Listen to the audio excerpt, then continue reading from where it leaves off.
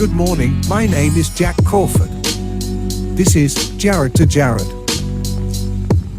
On this week's episode, the Jareds discuss the movie First Reformed, Empathy, Bringing Back Metro, The Fractured Village, Oppenheimer, and much, much more.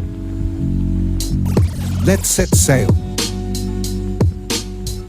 Hey, I was talking to a friend earlier. You know the term metrosexual? Yeah, I was actually calling my friend that the other day.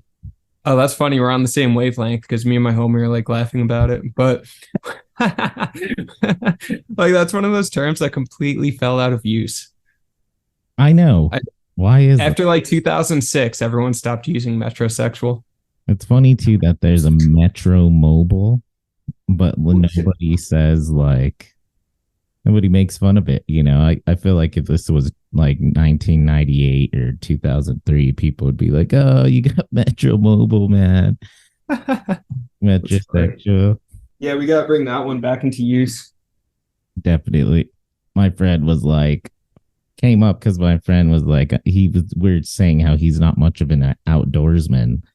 Doesn't really like take his son fishing or like, doesn't like camping. So we're like, I was like, you know what you are, man? He's like, what? I was like, you're metrosexual, man. Oh, full metro, bro. Full metro, man. We could agreed. He's totally agreed. Bro, we gotta bring it back. We should change the name of this podcast to the Metrosexual Pod. The Metro Pod. Metro Pod. Oh man, how weird too, huh? And Metro, as in, you know, the city man, the city boy is like, right, gets his eyebrows freaking shaves his legs and like, you know. Well, that's the funny thing is like I feel like you can't get in trouble for making fun of metrosexual because it's like not real. Right. No one's like, oh, that's like, I actually identify as a metrosexual and you're being metrophobic right now. Like that just doesn't exist. You know? Yeah, that's true. Like Metro's fair game. You could tear Metro apart and no one would care. Which is funny because it's essentially like a straight gay man, you know? Yeah, exactly. Yeah, just like a straight guy who like gets his eyebrows done. Good stereotypes, that is, you know, but I like this. That's funny.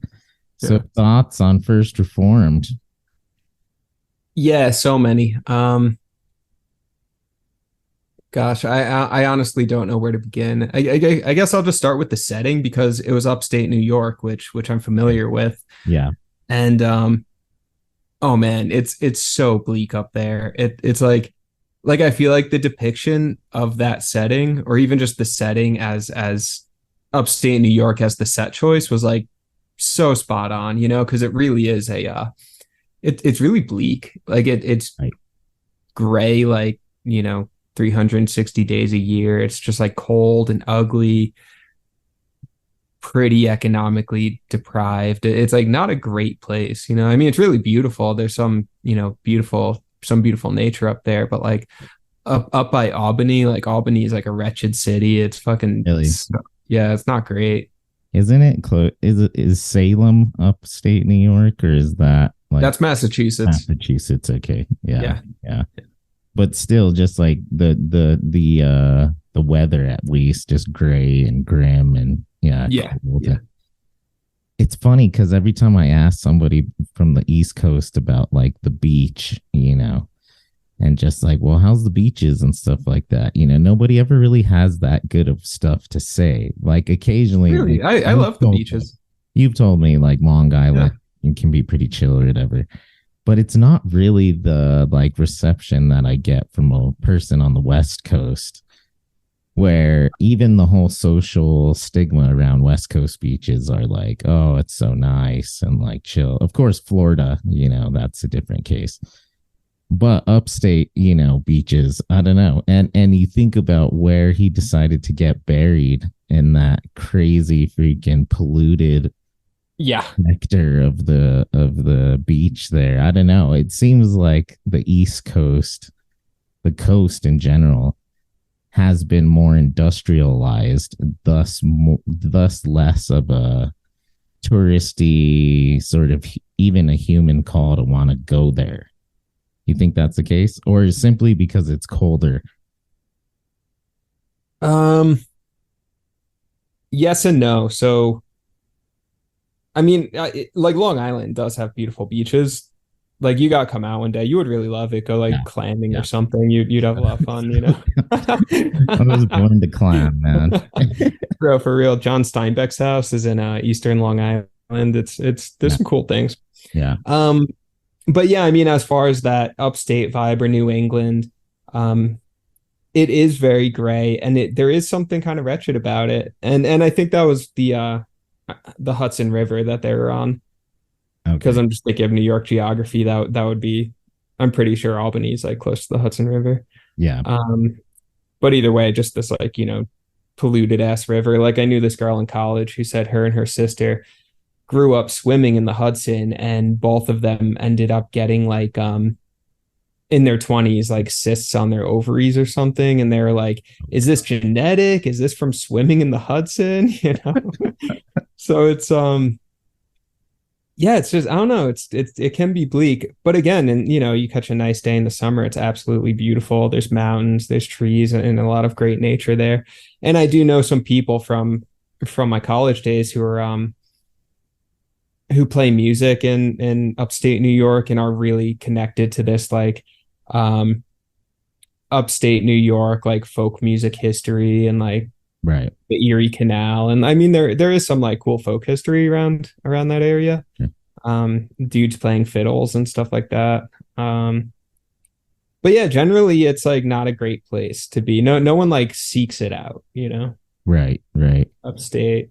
Um, why do you think that the like bleakness of that sort of metro setting, when he's driving through the town with Enterprise rent a car in the ghettos over there, upstate, New York, Right. and even the church itself, so grim, and just like him out cleaning up the Totally. graveyard, the dead rabbit, and stuff like that. Yeah. Why do these grim settings fit a Christian narrative so well? Dude, exactly. And that was the other thing I was gonna compare it to the Witch. Right, Have right, you seen right. that one? Oh yeah, Yeah, it's Jesus Salem, it's grim. Christ. Yeah, Dude, so good. That's probably one of my favorite horror movies. Is that Ari Aster? I think it might be. I think it is. Yeah. Or Yeah. no, or it's the guy who did The Lighthouse. Okay, Whoever wrote The Lighthouse also wrote The Witch. talk about that. I'll look it up. Yeah, because it's all that look that up, Jamie. Look that up, Jamie. Because it's all he does that like weird like colonial era language and stuff. Right. This like Herman Melville-esque language. Um at any rate though, yeah, I mean that Robert Eggers. Robert Eggers, yeah, Yeah. so good. Um but yeah, the Northeast just does have this like you can tap into this like deep, dark, puritanical vibe if you want to, Yeah. colonial era. I mean, that's something that's fascinating in that region is you can find colonial era houses, colonial era settings and graveyards and things like that. And you can feel it. It's definitely an energy that you can tap into and feel. Right. Right. Yeah. So, what do you think the deep connection is to nature? And just the response of the boyfriend to be so emotional and like so moved by Yeah. what's happening. Is this something we could all fall into? Do you think he had like clearly? I mean, he had mental issues, depression, Right. have Right. some OCD or whatever. But I mean, or is that simply human empathy? I was sort of trying to think about this, can empathy drive us to violence, drive us to such a deep sadness where we would want to become human bombers strapping on a freaking, a bomb vest, suicide bomber's vest. Right. So,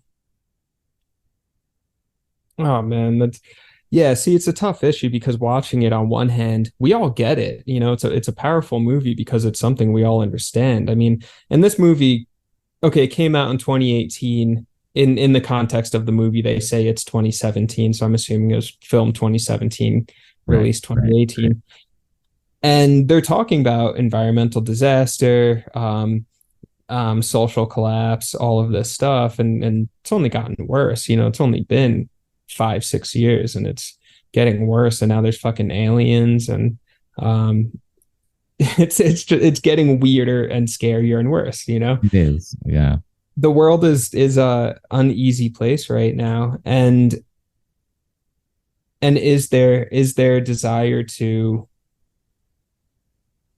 do something about it? Yeah, of course. I think generally people are pretty good at their core and want to do something about it. But it's so massive. What do you do, right?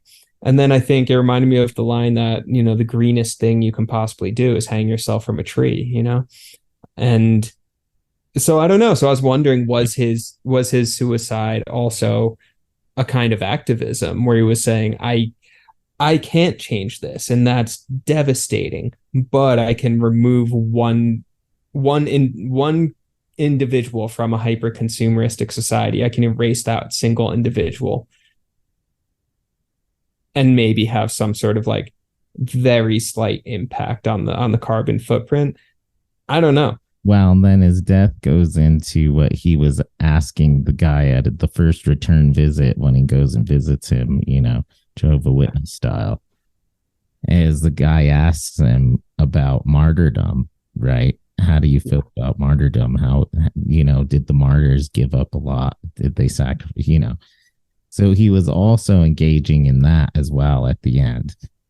Yeah, He yeah, knew he sure. couldn't kill, but killing himself, he would become a martyr, sort of, Joan of Arc figure and freaking Yeah. for environmental issues. Man, when he's putting on the barbed wire fence, did you see that coming? When I first watched that Oh movie, my I was like, God. ugh. It's just as I, brutal the second time too.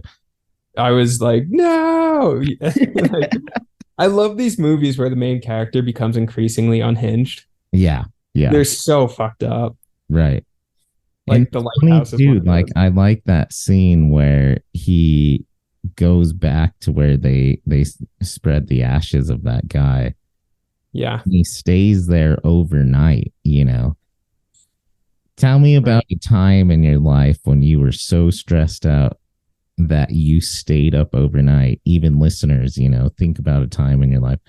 I was thinking about a time like when I was a young man. One time, the first time me and Hillary ever broke up, I stayed awake all night long.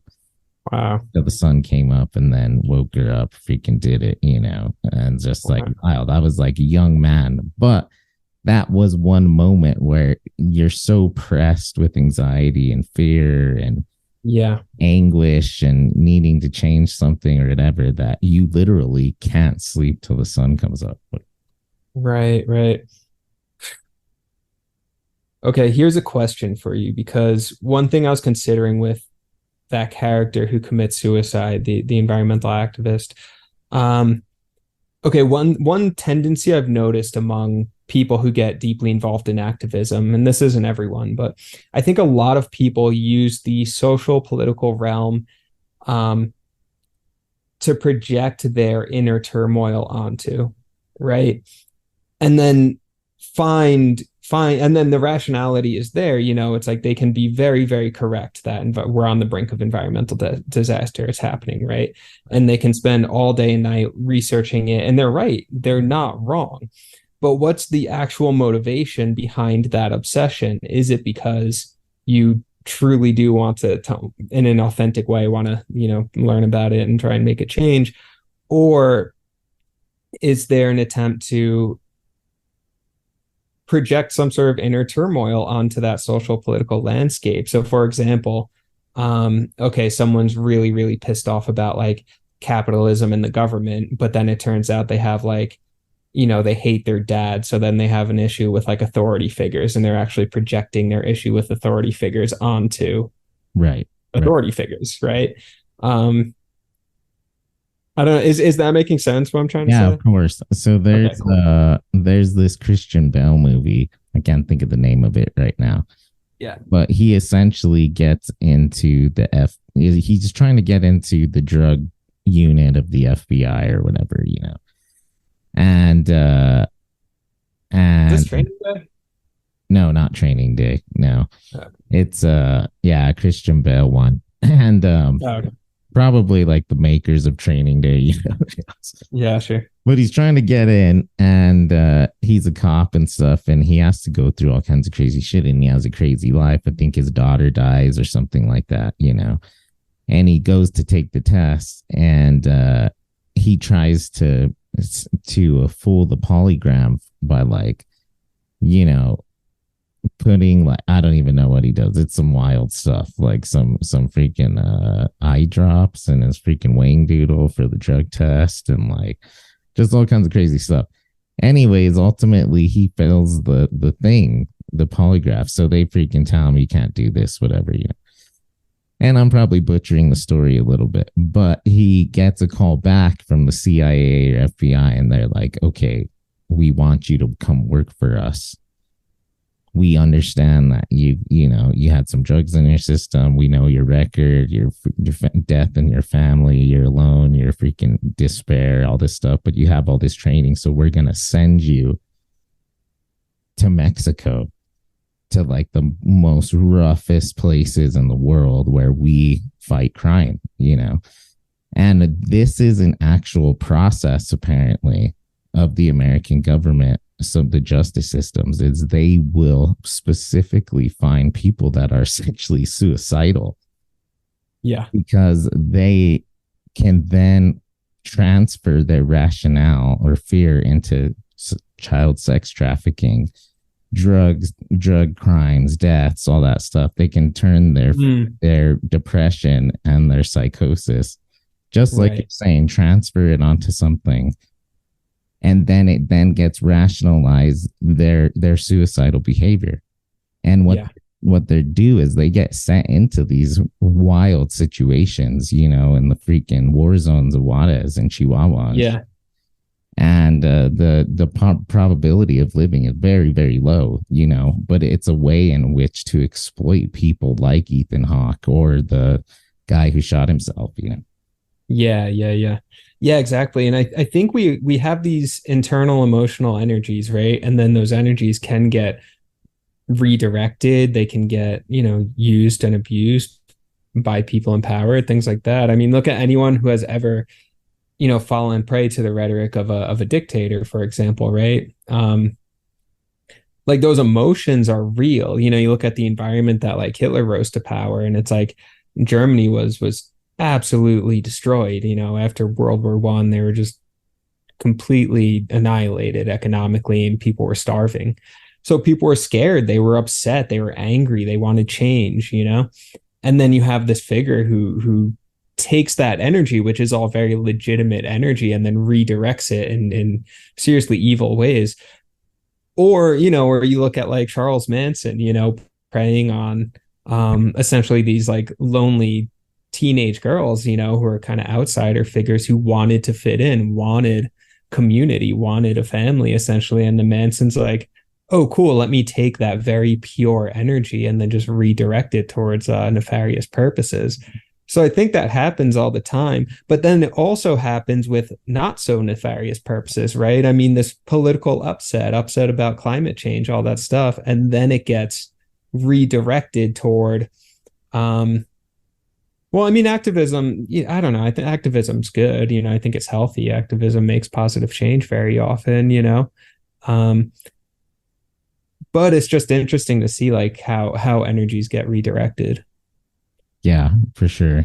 And I think that absolutely, we can go on either side of any political fence or ideological stance. We can take things to a bad level, whether it starts off good or bad.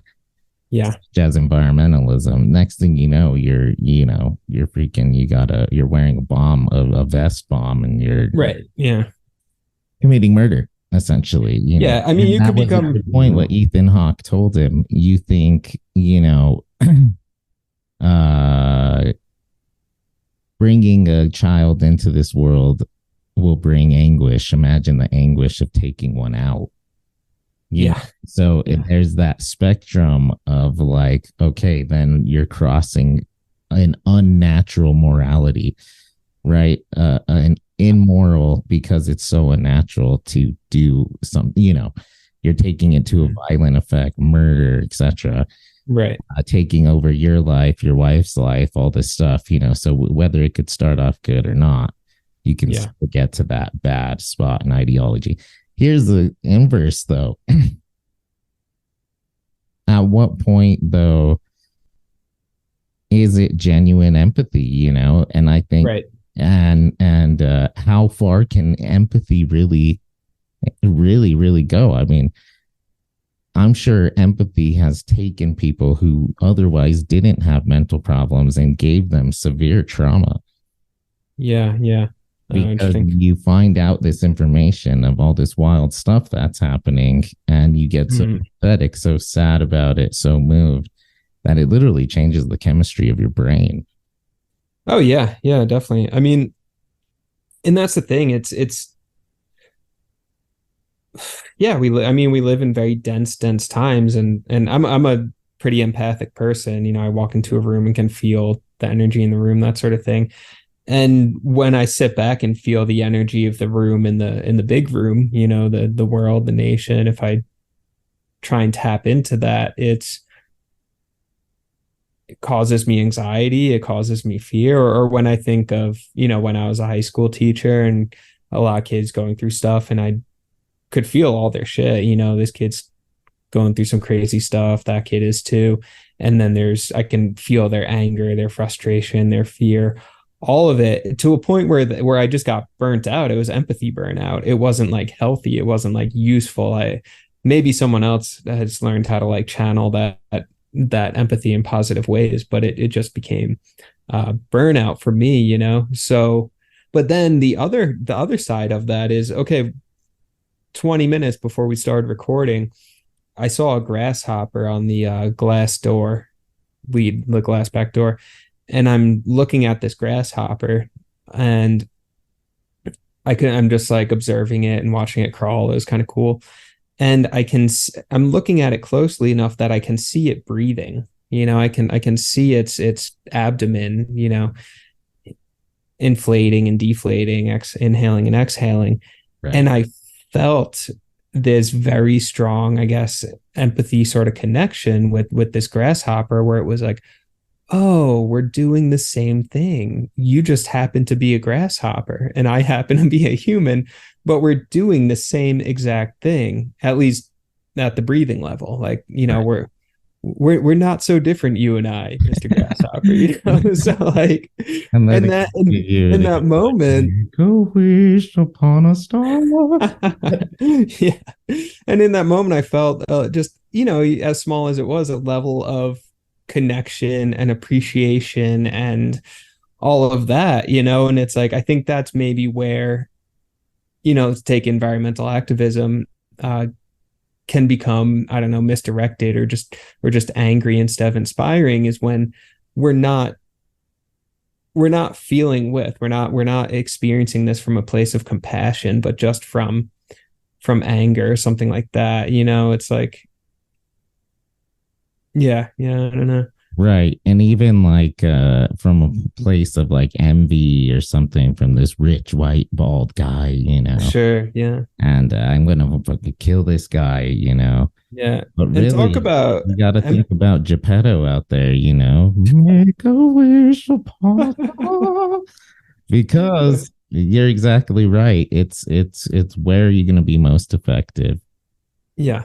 Remembering you're a child of nature as well, and how do you fit into the role of trying to make a genuine change on a personal level? And was Foucault's thing.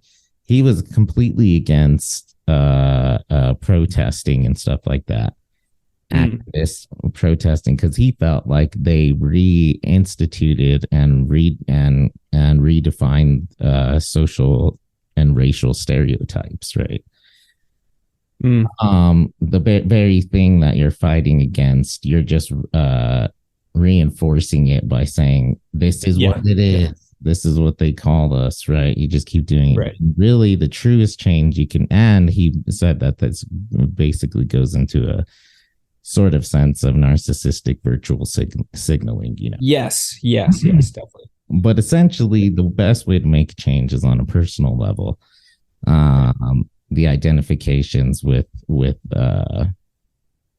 whatever you're fighting against. It doesn't have to just be environmentalism or whatever it is, right?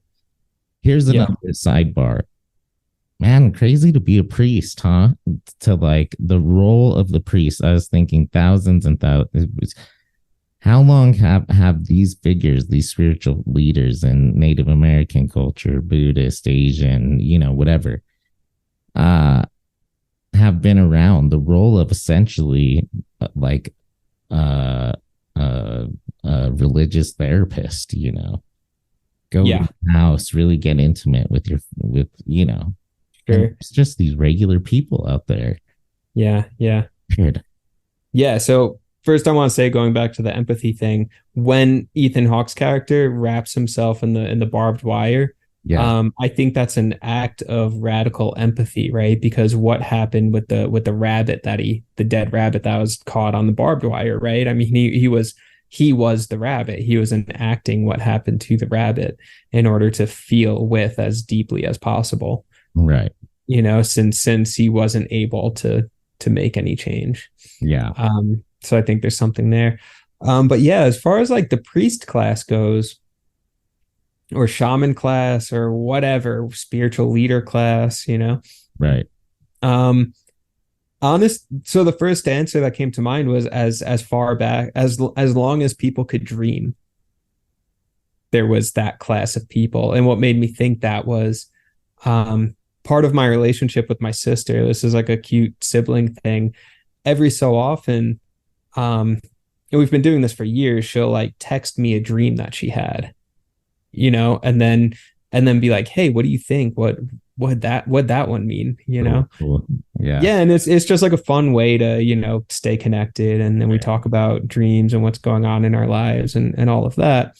And I think it came about actually just because, having been a student of English literature, I'm just like good at reading symbolism, essentially, you know. Right. So like reading into, okay, what's this dream trying to say to my sister? You know, we end up having these like really sweet conversations. And I kind of picture it like being like that's how it started, right? I mean, like before it became a power structure and religious structure and institution and all of that stuff, you know. Just a few people sitting around being like, hey, this thing happened to me and I don't really know how to interpret it, whether it was a dream or an experience. And then another person who maybe was a little bit older or just had some additional wisdom or whatever the case, was able to sit and say, oh yeah, let's talk about that. What is going on with that? And then maybe start to build up a body of knowledge where it was, well, I was talking to you know, this person over there, my cousin, who had a similar experience, and this is how they healed from it. Maybe we can try that, you know, and then a knowledge base, you know, begins to build. Sure. Yeah. So I think the spiritual class started when dreams started. Sort of as like a companionship or a friendship, somebody that you could take solace in, going back to the hero's journey, even the elder, the wise man. Yeah. Or even like you're saying, a sibling. It's that human relationship, I think, what it is. And it's interesting too, because, you know, modern day therapy really warns against going to people that aren't formally educated to give psychotherapy. Oh yeah, totally. And they can really fuck somebody up. And there are really dumb people out there who get into these patriarchal, really high level statuses in churches, right? Yeah. You have 3 brain cells, right? Don't listen to them.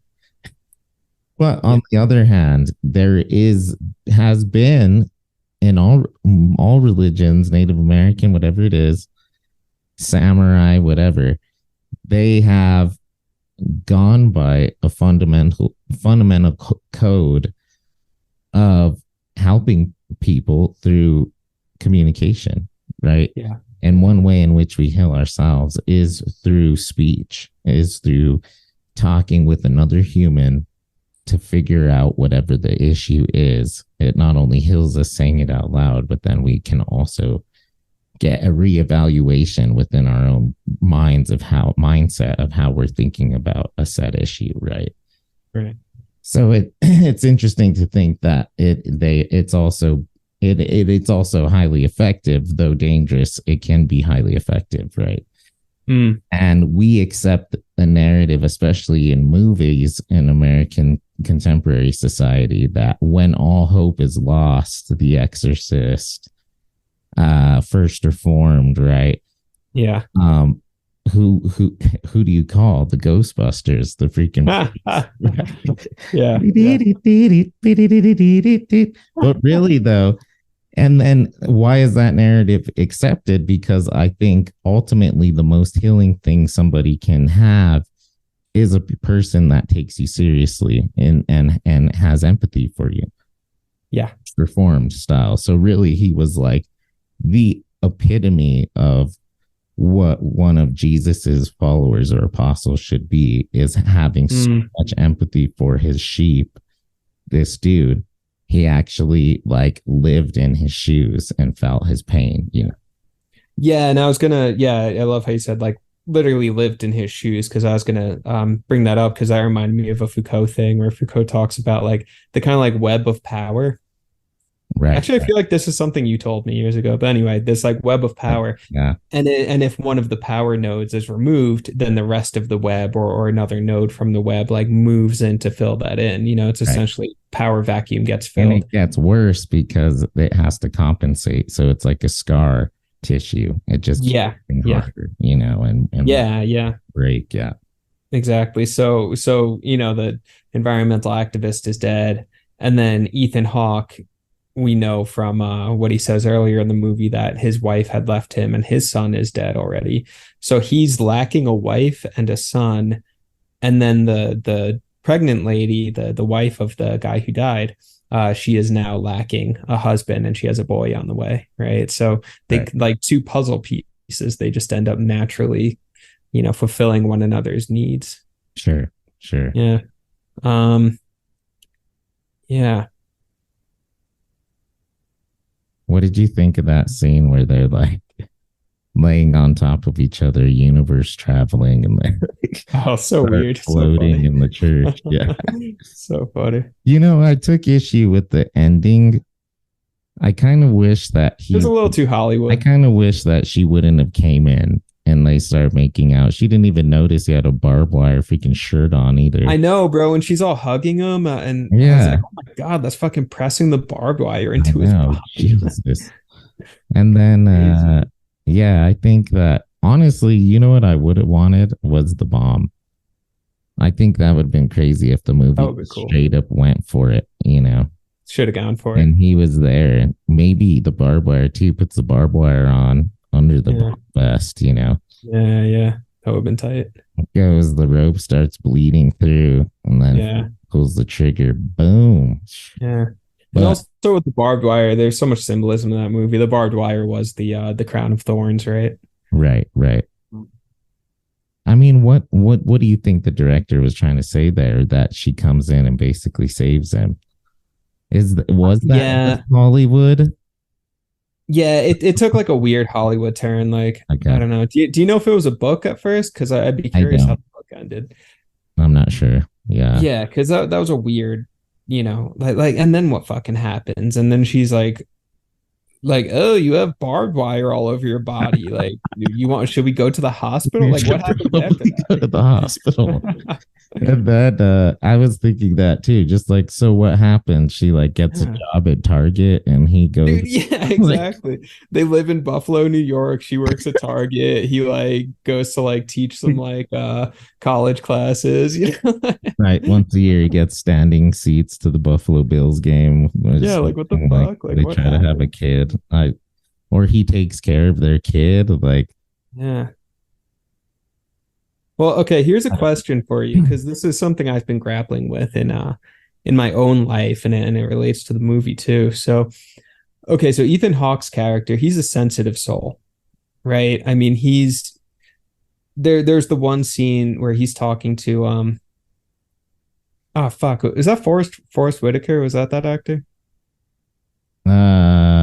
Which Or oh, Cedric? no, that was Cedric the Entertainer, I think. That's right, yeah. Yeah. Is his last name the Entertainer? What Well, like what's his last name? but Anyway, so Ethan Hawke is talking to Cedric, and then Cedric is saying, "You're always in the garden. You're always in the garden." Referring to I like like that scene. yeah, such a good dialogue. And Ethan Hawke says, or Cedric says, like, and who's that guy you're always reading? And Ethan Hawke goes, Thomas Merton. Are you familiar with Thomas Merton? Not too much, no. I haven't read any of his books yet, but some other writers I admire are into Thomas Merton. But he's pretty much like a Catholic mystic kind of figure. He was around in like the 50s and just sat inside writing a bunch of books and really visionary things. As Catholic, but also pretty spot on. He's talking about compassion, empathy, unity, stepping into like the emptiness of the universe, like really, really mystical sort of stuff. Okay.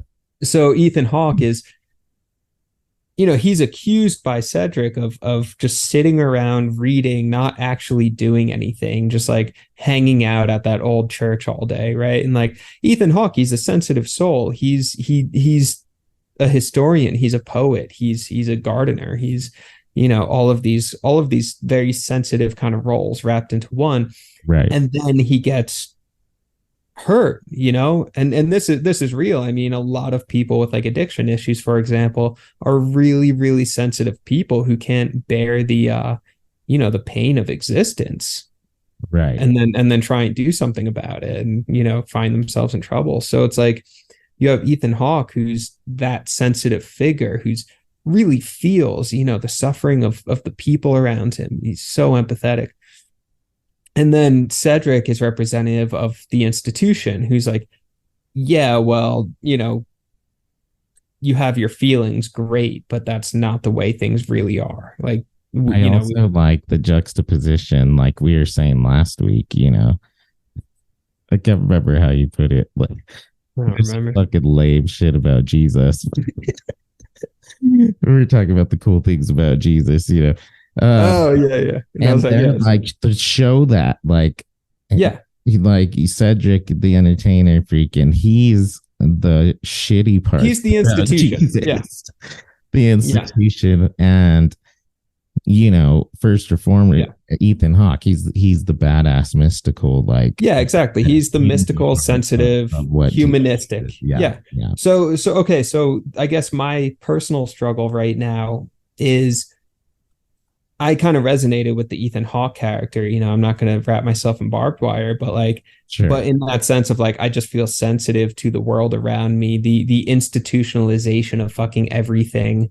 Just like late stage capitalism, destruction of the world, just all of this stuff that really does, can put me in a place of despair. It's really, really upsetting, and then also just trying to live a day-to-day life where it's like, okay, well, I need to make money to eat, but in order to make money, I have to participate in what seems like inherently destructive systems and all of that. Right. How do we do it? How do we live our values within the world as it is? Right. Again, then you have figures like, these mystical figures, Buddha, St. Francis, all these people who just like left. They were just like, fuck it. The society is inherently abusive. I'm not going to participate in it. And then they go live in the woods, starving to death and shit like that. It's not a comfortable life, but they're living by their values, so. Or you first reform it or Jesus style and you essentially commit suicide, martyr. Right. Yeah. How do we square these things? How do we square? It's also interesting to think that Hawke's character, the way he was made into this empathetic St. Francis character, yeah, is through an institution. the Mm. military, right? His grandpa was in Oh, the interesting. Yeah. military. His dad was in the military. So he joined the military from what youth. Then he convinced Yeah. his son to join a war that had no meaning, Afghanistan. Oh man. Yeah. And So he got crazy. killed, and his wife left him, and he turned Yeah. into this man he was now. There's no way he was that person, though, before, right? It Yeah. was the Yeah. Yeah. trauma of the first institution that drew him to this next one. And then it was the trauma of the second institution finding out that the religion was getting funded by these freaking corporate hacks, Yeah. that really blew up the rest of his life. And, Right. But the institutions interesting for hold the my life resources. too is that I actually found empathy because of the trauma of a religious institution having to leave that, Mm. Yeah. and how fucked up their ideals are about punishment and abuse, all this stuff. Yeah. And then now I'm in the college institution, academia, right? So we'll see. Hopefully, I don't turn out first reformed with barbed wire wrapped around. But I found out some sketchy stuff about academia too. It's just the Yeah. way it Exactly. is, Yeah. and like, Yeah. how are you going to process that information? How are you going to respond Yeah. to it? Yeah. How do we comport ourselves in a world that's actively shitting itself? Right. And that's an actual question, not rhetorical. I mean, like, for you watching this movie, reflecting on environmental issues, institutions, all that sort of stuff. How do you respond? Do you become a extreme activist? Do you try to erase yourself from history? Do you just keep going about your day and, just try and ignore it? I don't know why this is making me think of our discussion years ago in Albuquerque about resolution, right? How do we get to equal resolution? Well, it's first through uncomfortability, right? Being Wait, uncomfortable. what do you mean by equal resolution? How do we come to a resolution with Okay. anything in our Gotcha. life, essentially? Yeah. Well, it starts off by first feeling uncomfortable. Then Yeah. you have to take action, and then you find resolution, sort of like taking a shit. Your stomach hurts. You're like, Right. oh, I got to go use the bathroom. Boom, you're uncomfortable. Then you got to go to the bathroom. You take action. You go to the Yeah. bathroom, and then you have resolution. You feel better, right? But Right. metaphorically speaking, this happens in our lives too. When we have Sure. trauma, when we have stress, when we have feel these feelings of anxiety, all this stuff, well, that's uncomfortability first. So next we got to take action in order to find some sort of resolution, right? Yeah. But it's the way in which that you purge that thing from your body that equals the result of the resolution. What is right? How satisfying was that? How what was the action that was taken in order to get to said solved resolution? And it's not always through violent means, through and sometimes it is by standing up and saying something and not being quiet, whatever it is. But the only way in which to find some sort of resolution is through some sort of action. And I think we see a radical version of that in First Reform too. He starts feeling extremely uncomfortable. He's sick, cancerous, alcoholic, right? Yeah. The decay of his body is reflective of the decay of the world, right? So he needs to take action. He needs to take this metaphorical dooski, right? So he finds this thing, just like you're saying too, like found something to latch on in empathy and the suicidal tendency onto, which was environmental change. Yeah. And unfortunately, his action in order to find a resolution was, a freaking suicide bomb vest. So, Right. Man. Well, yeah, and I guess what saved him at the end was love, right? I mean, it's cheesy, but like he didn't give a fuck about anyone else in that church, because all he saw were institutionalized beings. He saw robots. He didn't see human beings, right? And then, but in that woman, I forget the character's name, he saw a human being, you know, because of intimacy, because touch. That was the lying on top of her and breathing together, like I was doing with a freaking cricket. You know, it's like if you can breathe together intimately with another person, an animal. People do it with their dogs all the time, right? You hang out with your dog, and you know that's why we love our dogs so much. That's why Hagrid's so awesome. You know, Right, you can just right. like feel Oh, this. Hagrid always breathe each other's air. Yeah, Yeah, exactly. Yeah, you're breathing the same air, and I mean, conspire, meaning like conspiracy, conspire, literally means to breathe together. You know, so to kind of take that um, word away from the context of conspiracy theorists, sure. um, you know, it's like conspiring. You're conspiring with someone. You're breathing Right. with someone. So that's what saved him ultimately. And I mean, right now, talk about like social collapse. I mean, part of the violence we're seeing and school shooters, all stuff like that. I mean, part of that is like these very isolated, misdirected young men who are just like so fucked and so lost and have no, I mean, I don't know these guys. I'm sure there's a lot of mental health issues going on too that are just like no social condition could solve. You know, there's some dark shit going on there too. Sure. Sure. But like, but I think the lack of um social collective well-being creates an environment where these figures are just like isolated and radicalized. You know, I mean, that was the story of the activist in First Reformed, right? I mean, he was isolated, had no prospects. He lives in upstate New York, and like the only thing he can do is work at freaking Home Depot. And then Right. so he's like, I don't fucking care because I have no friends and just work at Home Depot all day. So of course I'm gonna latch on to some sort of radical ideology, you know? I like where you were going early on in that thought too. Then I lost it. And then you lost it. You told the rest of it was trash. No, just kidding. No, I agree with it. But I liked too where you're going with the oh man, that threw me off. That's a good one. Um the positivity. Oh yeah, yeah. Oh, the like breathing, Perhaps conspiring. it wasn't just a Hollywood ending after all, right? Oh, okay. Yeah.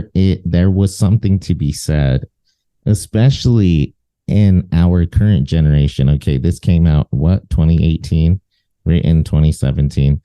Yeah.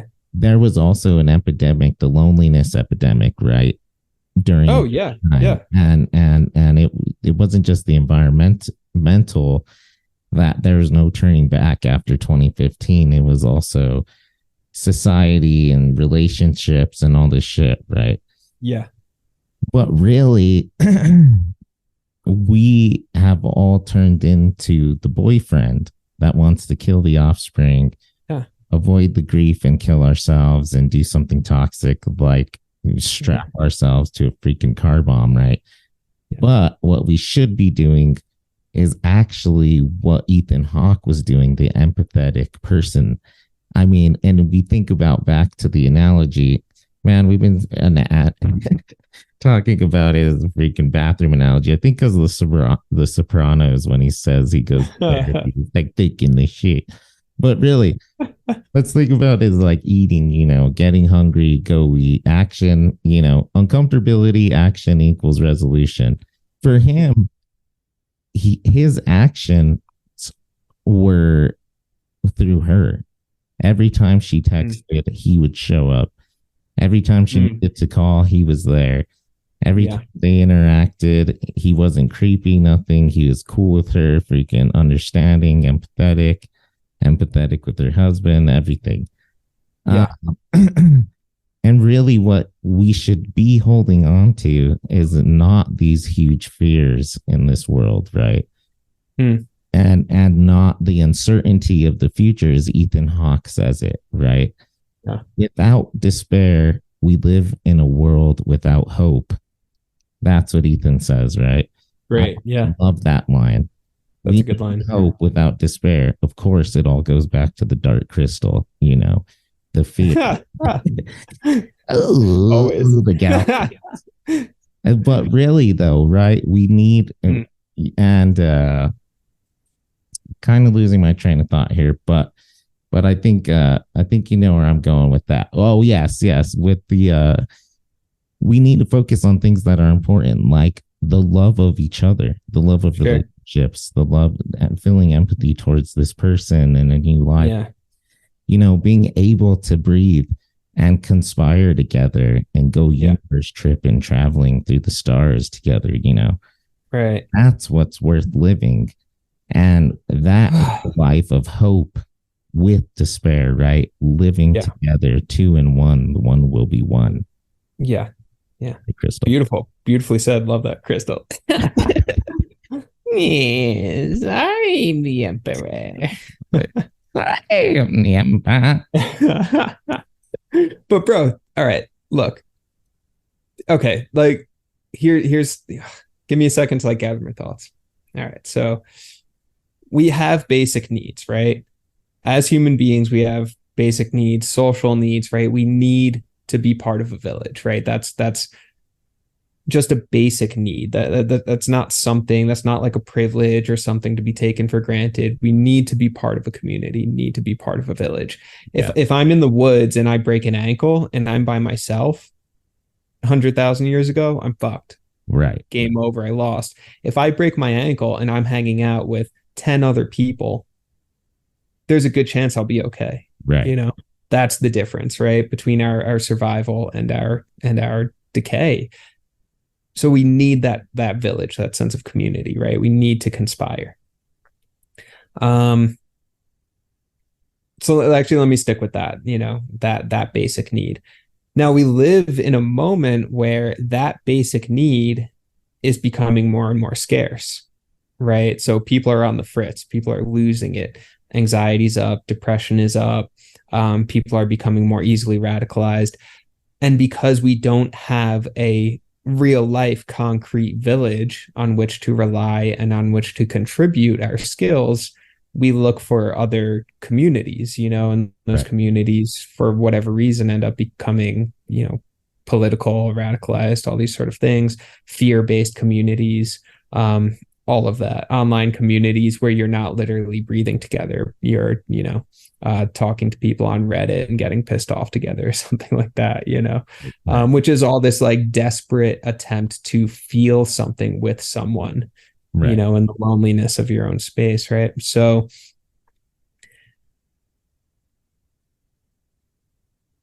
I think that's part of, I guess that's just sort of like that part of the world's ills right now, loneliness epidemic, all that stuff. We're not connected with one another. We're not connected with the natural environments in which we evolved over 100,000 years, right? So everyone's mind's totally on the fritz, you know?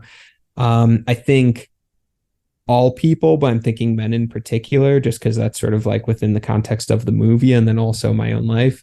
I think men need to feel like we're contributing something. We need to feel like we're offering something to the village, right? I can't just work at fucking Home Depot, bringing home a few bucks and that's okay. You know, it's like, no, I need to contribute something. I need to like, in order to feel good, I need to like build a house. I need to go hunt for something. I need to like write a song and share that with the community, right? Right. Contribute something. But since the village is fragmented right now, there's no village to contribute to. So then you have all these young men, especially, who want to be heroes, you know, want to contribute, but can't. So then that energy gets misdirected and redirected towards very violent urges, right? I like this a lot. I like this a lot. This makes me think of a lot of stuff, right? Yeah, hell yeah. Well, So I I'm mean, almost done. So yeah, go ahead. so like what do we do with that? How do we reinstate the village? Because we do have that potential. It's in us. It's who we are, to live in these adorable fucking Studio Ghibli forest villages together where everyone has something to offer and we feel good about that. And then sure, some people are assholes, but you can also just like kind of laugh about it with your friends, whatever, you know, like, right. Where is that? Like, how do we do that? And I guess that's why all like, you know, hippie people back in the day were trying to build communes and shit like that. But that was kind of like weird and dumb. It became cultish. And right. It's like, how do we reinstate the village? which is man. That's I think you just prescribed a big problem in the world right there. You know, Right. And and I maybe think that that, goes back to the issue of the no non-tribalism, right? Go ahead. yeah. So yeah, I mean, how do we reinstate the village? And side note, I was watching an episode of Bourdain the other night where he went to um freaking New Orleans in 2006, I think. So like a year after the hurricane, right? Okay. So people are still like, it's still pretty down and out. Yeah. Do you see that episode? I think so. Yeah. Yeah. Okay, yeah. Anyway, but what I found inspiring was all the people in New Orleans, like post flood, the remaining people, because a lot of people left. There was this deep sense of camaraderie and this sense of purpose and this sense of joy that came with the purpose and the camaraderie. They were like, yeah, our situation's fucked up, but I feel good because I have a reason. I'm trying to rebuild something. I'm living for not just myself, but the people and community around me. And you can see a sense of joy among these people in post Katrina New Orleans, or a Right. sense of purpose. Sure. Sure. So yeah, so I mean, it does that need to be our purpose for the 21st century? Reinstate the village, like that's what we need to contribute. That's where we're going to find our meaning. And how do we unite without mass trauma, a collective trauma like 9/11 or Katrina? Yeah. We've talked about that before. And Yeah. now our collected trauma has been commercialized like COVID, right? And Yeah. thus not having a moral ground. That think about this: we got a new industrial complex, the traumatic industrial complex, where we are now profiting off the trauma of the American mind. You know, Oh God. Yeah. that's wild. What'd you call it? Wait, what'd you call it? The traumatic Trauma and or trauma industrial industrial complex. complex or traumatic industrial complex. Either one of those would be good. Ah, so fucked up. That's so it's true though. It's spot on. Yeah, yeah. Man. So the fragmented village too, that's interesting as well, because we also have this issue on an interpersonal level, and that's why he was saved by this girl, you know, beautiful, awesome. When she said he has no friends and, you know, no community, he's like, well, do you support him? And she's like, yeah, I do. And he's like, well, trust me, that's a lot, you know. Yeah. There's that connection, but there we lose that in this society. It's happened to me. Even when we're in a healthy relationship, Yeah. we will lose it because of the fears and the anxieties and the fucked upness of this world. And we lose that closeness. Yeah. And it does go back to even the hunter-gatherer things where we served a role to each other and we love, you know, it was a real sense of empathetic love and union, right? Essentially a union that is made. And how do we again unionize with each other, Right. not only with the village, but within ourselves and within dating and stuff? Because right now, through Tinder, through Hinge, Bumble, Grindr, whatever you want to call it, we're so fragmented from a complete Totally. ship. There's no longer a ship that we can sail on, right? Everybody's on a fucking raft now. Yeah. We're all There's yes. behind the shoreline, and we Yeah. can't, because we can't break the fucking tide because we don't have a boat big enough anymore. So we're forever stranded out at sea. Fucking wow, great metaphor. That was fucking cool. Yeah, we're all on little rafts. We're not on the ship, and we can't break over the waves, the tide, because we're on these fragmented rafts rather than a big old beautiful ship, you know. Right. Let me hit you with a question, and then I'm gonna grab some water and use the bathroom real quick. Yeah, sure. Take a quick 5-minute break. What are your thoughts? This is going back to last week. Yeah. After listening to the episode again, and we're talking about the AI girlfriend, right? Oh God, yeah. And artificial intelligence, and even this, because we're still even safer now with the village, right? You're talking about the broken ankle, even health wise, mental health, trauma, whatever it is, a community, people with the community in a tribe have far less trauma than those who Yeah, are not. totally. Traumatizing to be alone, etc. Um, at what point, though, does the AI get so smart in a robot body that is so cosmetically, Mm, sound, whatever, humanoid? At what yeah. point does it then become a new species? Mm, And the effects of being in love with someone, etc., or just bonding with someone, unpredictable responses, right? That's essentially what we're looking for in partner: unpredictability and predictability, and emotion and empathy and loyalty, whatever. Uh, at what point does the tech get so good that all those things are being fulfilled in a bioconstructed space, or mechanically constructed body? At what point does that then become not a infiltration or affliction on humanity, but a mm, whole entire new species all on its own? Especially if this artificial intelligence can feel fear, pain, fair. love, right? Yeah. Yeah. Is there a point at which the android, because at that point it wouldn't even be just AI, it would be a full android, right? Like, Right. Blade Runner status. Yeah.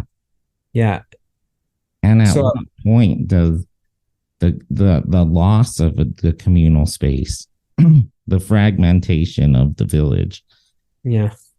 do these parts actually, instead of separating us now, begin to reconnect us back to each other through some sort of webbing of Right. cultural experience with a third Right. entity?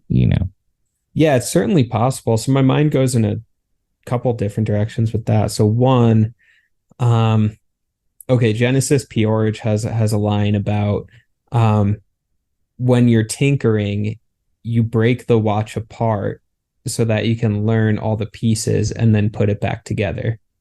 So in the postmodern age, when they were doing their thing and making their art, um, postmodernism was about breaking the watch apart, right? Right.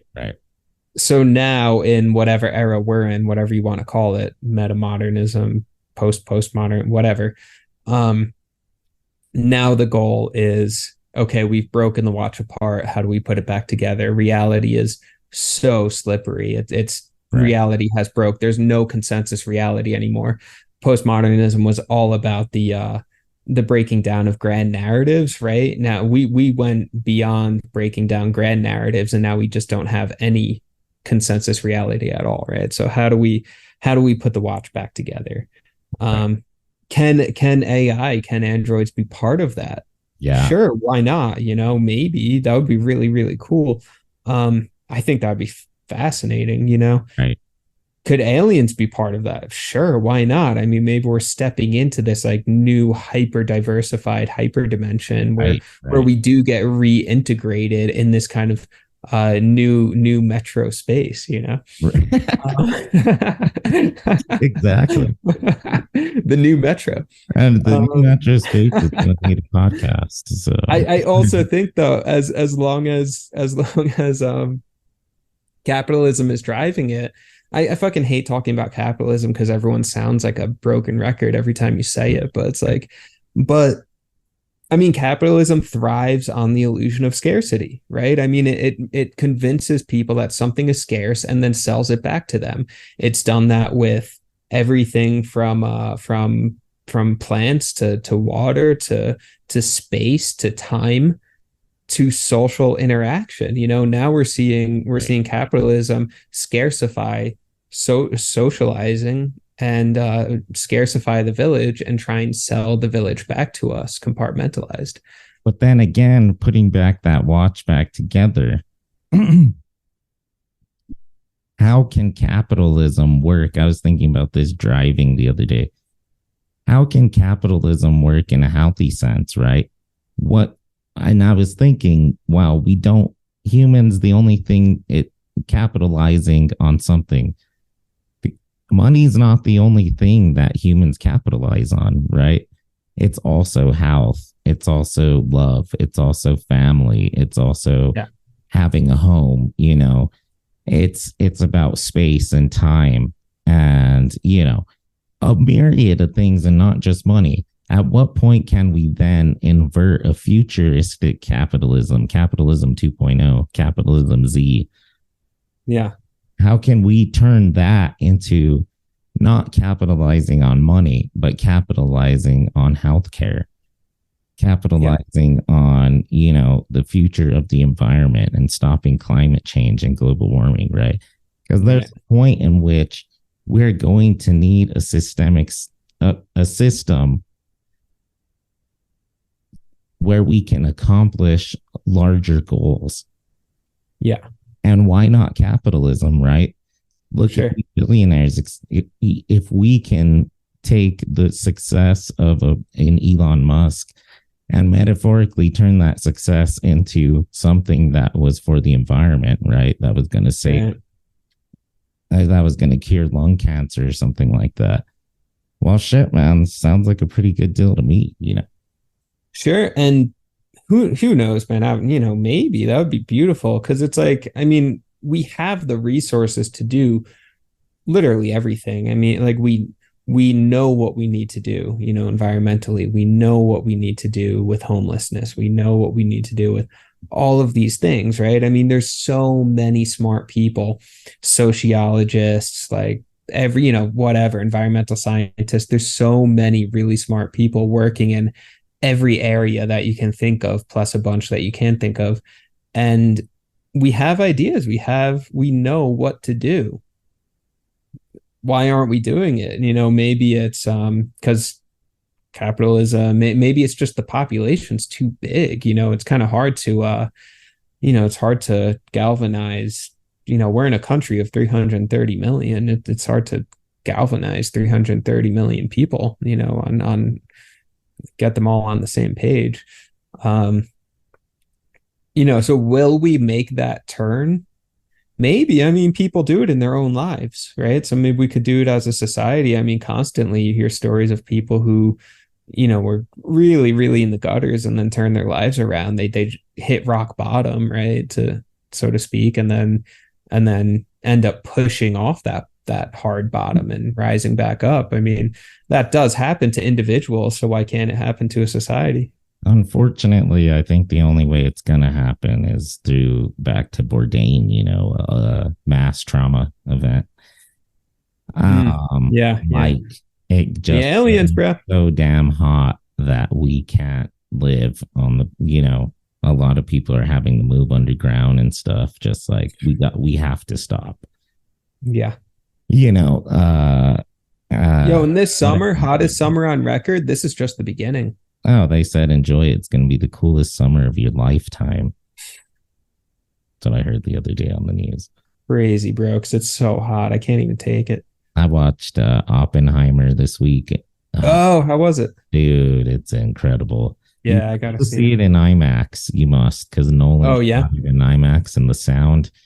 Okay. You do watch it in IMAX, you'll be like, oh, word, I'm so glad I watched it in IMAX. It's hell yeah. Yeah.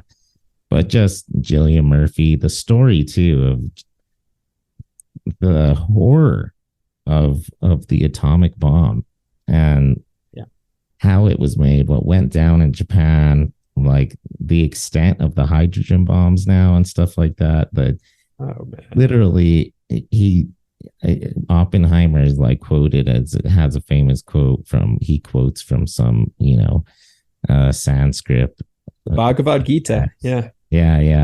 What is the quote? Do you know the quote? Just like I do. Yeah, actually, just started reading. We talked about this, didn't we?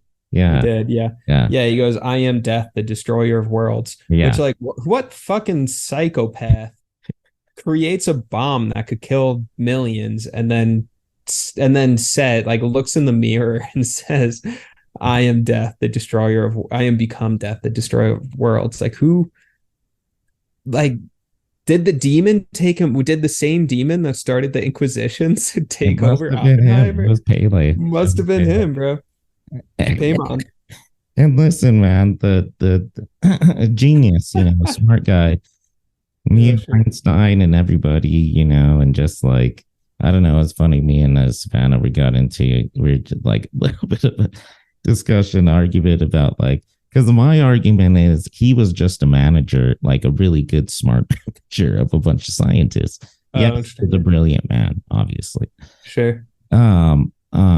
But he didn't like create the subline of physics that they use, all that stuff. He Hmm. wasn't the once in a thousand year genius, the Einstein, the Galileo, Yeah. because that's really hard. Like Yeah. you have to do something that like full creation, like the Germans were actually the ones that were first like broke the news of splitting the atom, and then they actually made it to get there and like perfected it. Yeah. Yeah. So a genius, obviously, a doctor, Yeah. obviously, but the once in a thousand year, just genius, prodigy, whatever you want to call it. I Yeah. would say no, but also He uh, was the Steve Jobs. yeah, the power that he had and Yeah. the way that he was able to manage and get that project done. And then it's wild too the way they would call him a communist. After the bomb, the American government tried banishing and tarnishing his name, and just like Crazy. Yeah. all kinds of terrible shit they did to that dude. But also he lived in a world of despair and like uh and guilt, blood on his hands. The scene with the president Truman and him, that's the best scene in the world. So, Okay. Yeah. but I won't give away too much. I mean, it's public knowledge. It's one of those historical movies, so you know what happens. But it's just Yeah. Yeah. cool to watch. Yeah. No, I gotta see it. But a couple of things come to mind. Pee break, then come back. Yeah, let's do it. I need to grab some drinks. Okay.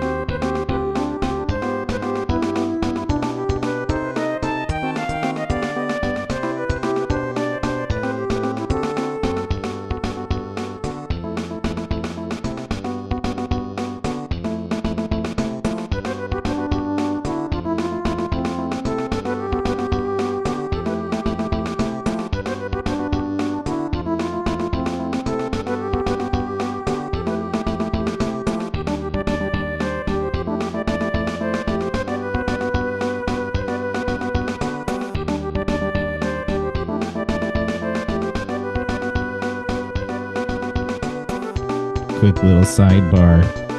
Legends of War got some listeners in Switzerland the other day. Yeah. And I was like, cool. So today I released a Swiss, general from the Napoleonic. Nice, nice. Actually, the first president of the Red Cross. He created the Red Cross. Oh, interesting. But crazy, the next day, I'm now 3% of my listeners are in Sweden. So whoever's in Sweden must be talking, oh, yeah.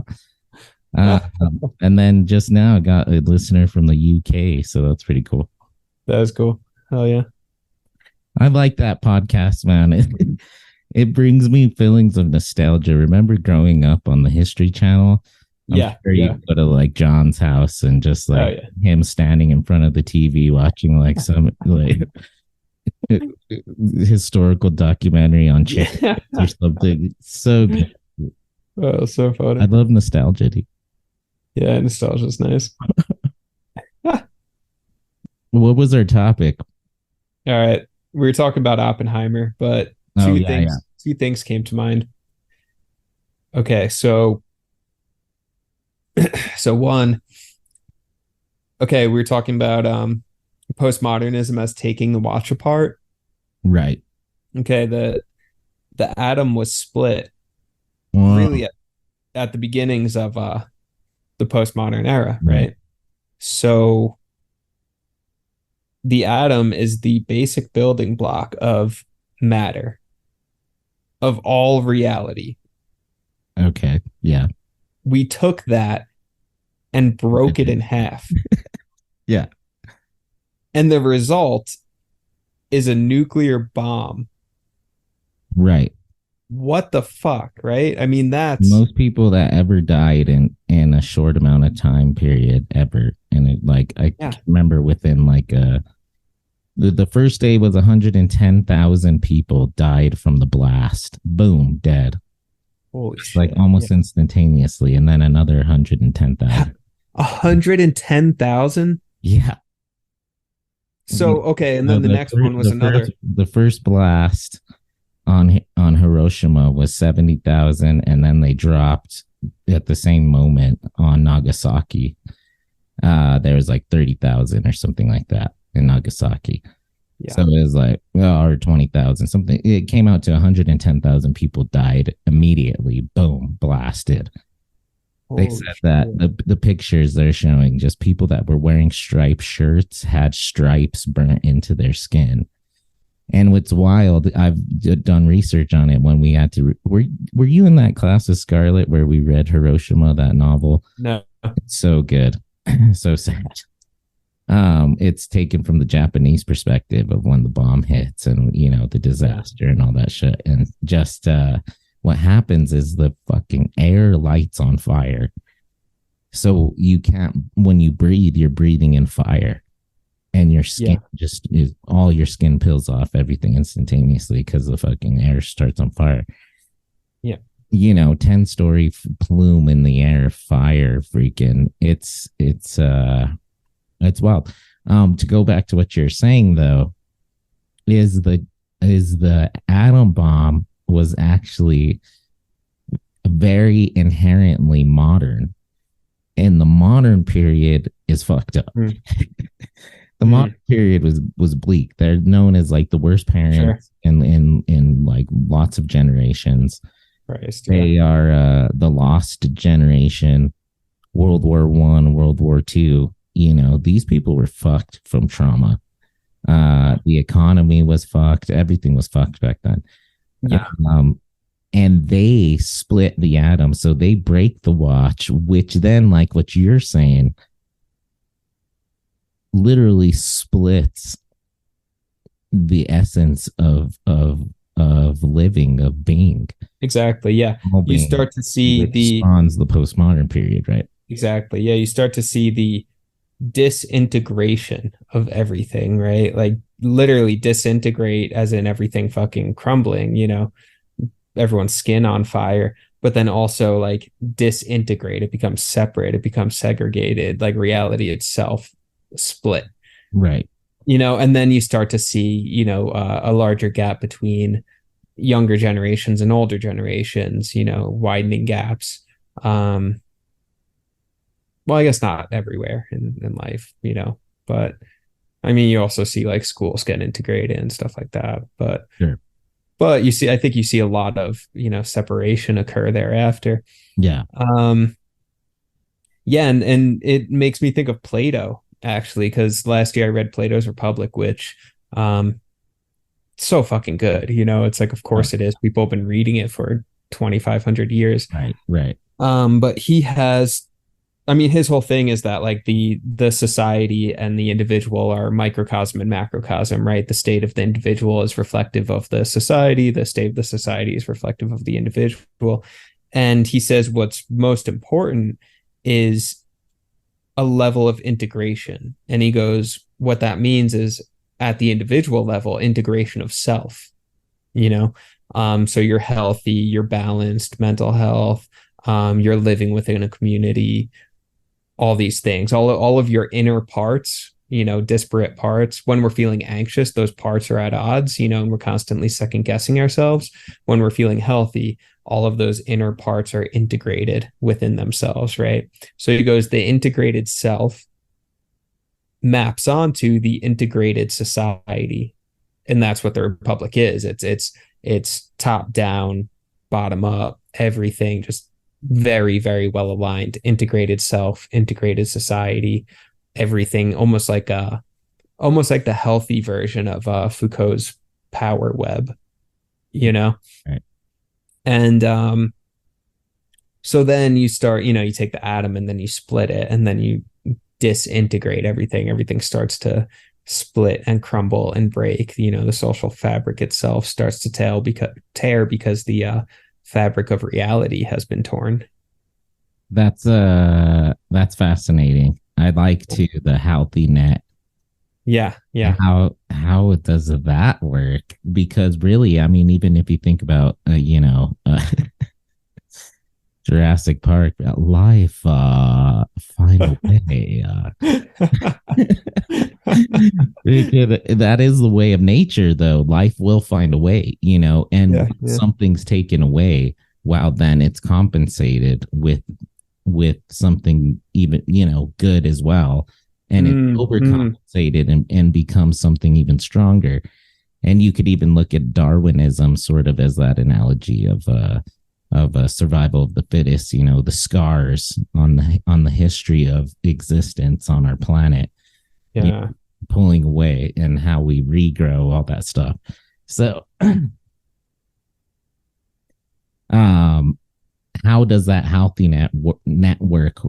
I would like to write that book, Sure. How does it work mentally through our dealing with trauma, dealing with anxiety, depression, all that stuff, How do we reintegrate? And perhaps going back to First Reformed, it's through manifestations of empathy, of love, Right.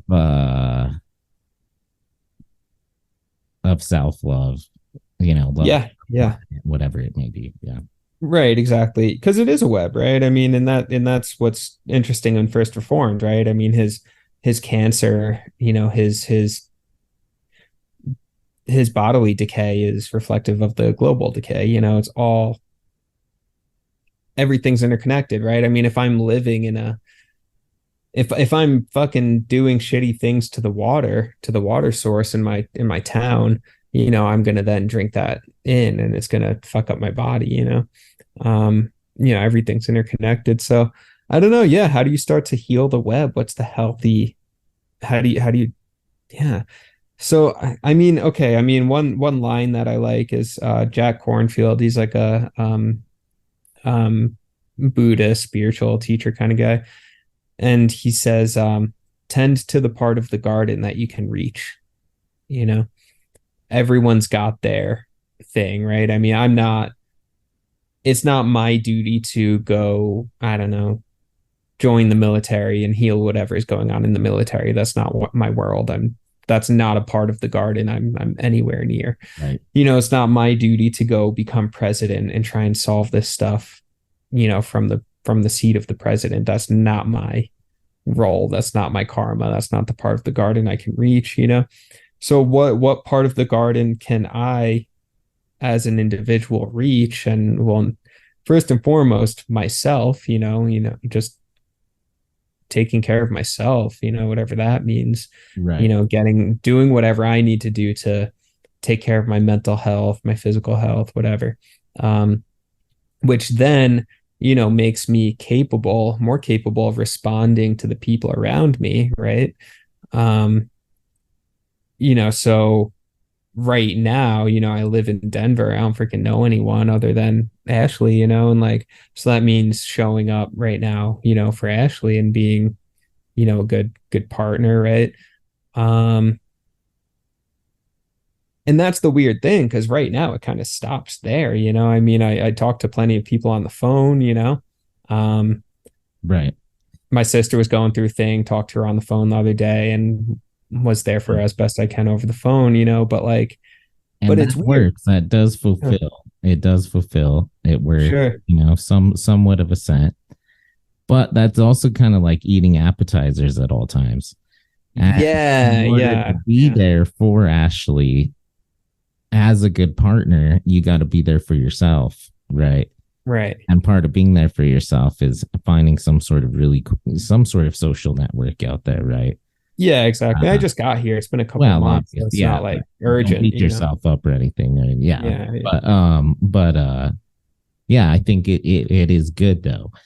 Because right now you're fine. You have Ash, you guys are working on things, and you have your Yeah. appetizers. You're good, but meeting some people and spanning out and having that community, that tribalism, like we're saying, it's a Yeah. healthy thing to do, not Mhm. only for yourself but for the relationship.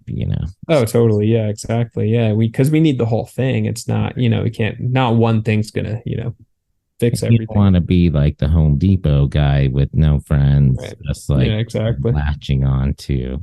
And next thing you know, we'll be having podcasts about like the amount of plastic that's made by Mattel or something like that. Yeah. Fucking Barbie, man. Fucking Barbie ruining everything. Margot Bro, so is then the devil, man.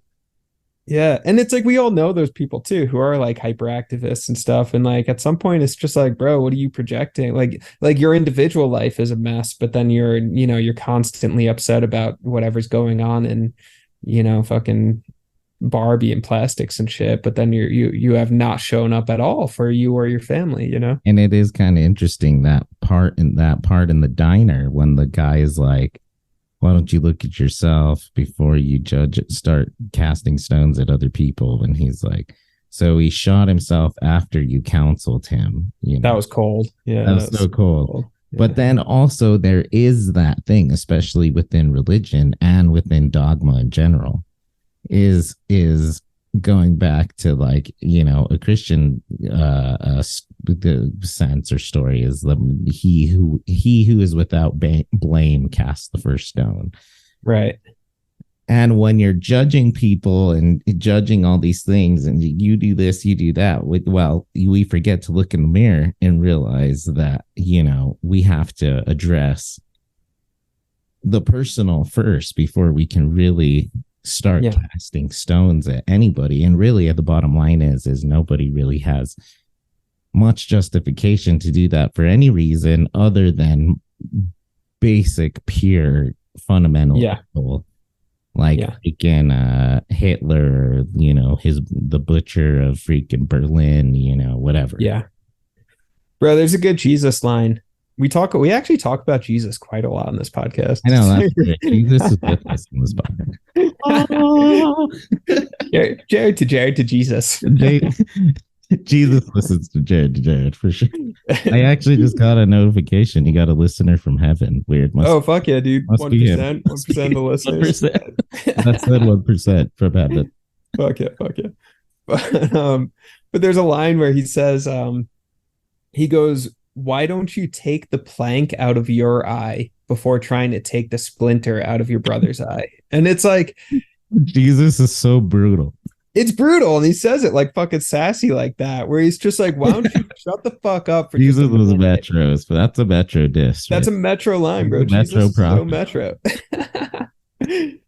But it's a legit line. It's like, check your own shit, man. Check your shit before you try and, roll up on someone else and start criticizing what's going on with you. What's up in your life? Have you looked at how you're conducting yourself? Have you looked at how you're treating people? Have you looked at all of that stuff? But then there's so many, and it's such a obvious kind of thing, but then for some reason there's so many people constantly externalize their issues, and then it's like I'm sitting here all pissed off about like what Donald Trump did the other day, but then I was fucking like screaming at my kids or something, and it's like right, yeah, just like, oh well, really pissed about like child abuse and trafficking, but yeah, I like completely neglect my daughter and leave her with like unstable people or something like that. Yeah, exactly. Yeah, it's such a weird thing, and there's all the Freudian shit, like which is weird. Oh god, go ahead. What's there's one Freudian term where it's I totally forgot it, but it's like, okay, let's say like the example you just used, someone who's constantly speaking out about child abuse actually is like kind of abusive to their own kid. What was, forgot the term, whatever. Anyway, but Yeah, I know what you're talking about. yeah, I but can't think of them as well. Yeah, yeah, yeah, but people have weird psychologies, you know. It's like, how do right. you? So yeah, I think it's just like figure out your own shit first, and Basically a yeah, hypocrite. There's an yeah, actual yeah, term yeah, for exactly, it, yeah, but essentially. But that's very common though, right? The right, Look at what Jared from Subway, he was always doing like child charity work, and like right, let's make foot long subs. Freaking, hiyo, creeper. And right. I forgot about that, dude. Yeah, yeah, yeah. And I don't know, people use certain positions obviously for exploitation, but yeah, yeah, yeah, can't remember what my final point was going to be on that, but yeah. from Subway, creepy. Um, I'm really stuck though. I'm man, like during the pee break, like man, I'm really caught on this. Like, how do you how okay, if the new purpose is to put the watch back together, if the new purpose is to um rebuild the village, right? In the past it would have been just like, do some hunting for the village, do some build a house for the village. Now it's like, no, now it's build the village itself, bring it back together. right, Um how do we do that? Because that sounds great. That sounds cool. I want to do that. right. How do we retribalize? Yeah, yeah. Could I argue that we're doing it? Sure, go for it. Maybe we are. God, it's hard to say though, man, because listen, I've been thinking a lot about what you're saying too, and tech can be evil. We can Yeah. also it be used to rip each other apart. Yeah. But on the other hand, though, man, I feel like a real sense of like, I don't know, community and tribe through like group messages, sending Sure. each other Sure. reels. Like, this is a new Yeah. various form of comedy, group chats, playing Fortnite every night. Like the Yeah. other day with my friend, we were all playing Fortnite online video games. We were all a little tipsy, and I was like, "Shit, man, just move to Santa Fe. I wish we could like hang out every day, man." Mark, Yeah. he's like, "What do you mean, man? We do hang out every day, freaking Fortnite Nice. Hell yeah. every night. Just like." Right. And it's true. We're basically just hanging out in the living room, with the headsets on, Right. still Right. laughing, conversating, joking. We're interacting in the game, playing. It's essentially like we went to in 2012, we went to Tulum and saw the Mayan ruins. And Yeah. the coolest parts of one of the temples is in the back, was this like first form of basketball ever made, ever Oh, discovered, sick. Yeah. in like human history. And there Right. are these cool ring hoops like on the side of the temple, and Right. would make these round balls of different sizes. And the bigger the ball, the harder it was to get through the stone hoop. And this crazy like soccer running game, but it Yeah. really, what it comes but funnily back down to is, what is a tribe? We must first discover what a tribe Mm. is before we can go back to it. Because if we Yeah. don't know what it is, there's nothing to go back to. A tribe is fundamentally, a community. Yeah. It's communication, it's brotherhood, it's protection, right? Yeah. Yeah. I don't know. Can we make a list? Yeah. So an image comes to mind. Okay. So I was in a art gallery in Taos and I saw this painting, really cool painting of it was like a I don't know, like a giant gathering, you know, 1,000 years ago, right? All these like Native American people wearing like, their cool ass outfits and stuff, just like in this big field, essentially, very, Nice. very like Southwest New Mexico kind of painting. Yeah. And I'm looking at it and I don't mean this to be like over romanticizing the past or over romanticizing like indigenous people. I mean, I think this is just like a romanticizing community. It could have been, an image of anyone during any time, but seeing this image of all of these people together who wear, with similar dress, wearing kind of the same stuff, and like like, okay, let's say I'm there, right? And my cloak was sewn by, Matilda over there, and like, so it's like we're homies. Like, she made my cloak, so cool. Like, oh, you want one too? Go talk to Matilda, dude. It's so sick. Right, right. Um, John made my fucking my shoes, the flute that I'm playing, my brother made, whatever. It's like all of the stuff, all of the everything I'm wearing, everything I'm using, everything I'm everything can be traced back to an individual who traded, gifted to me, whatever. And then of course people are going to be carrying and wearing whatever I've contributed, Right, right. and I think that's the web, right? That's the feeling. And looking at this painting, I had, an emotional reaction to it. I was like, wow, that seems really beautiful. Not to over romanticize, we've talked about history in the past, it's been fucked up too, right? But like, but I think that if we're talking in terms of the village, that seemed to be a culture, right? A general sense of Well, culture. and it's not an exoticization, which is something that's toxic. It's Right. more of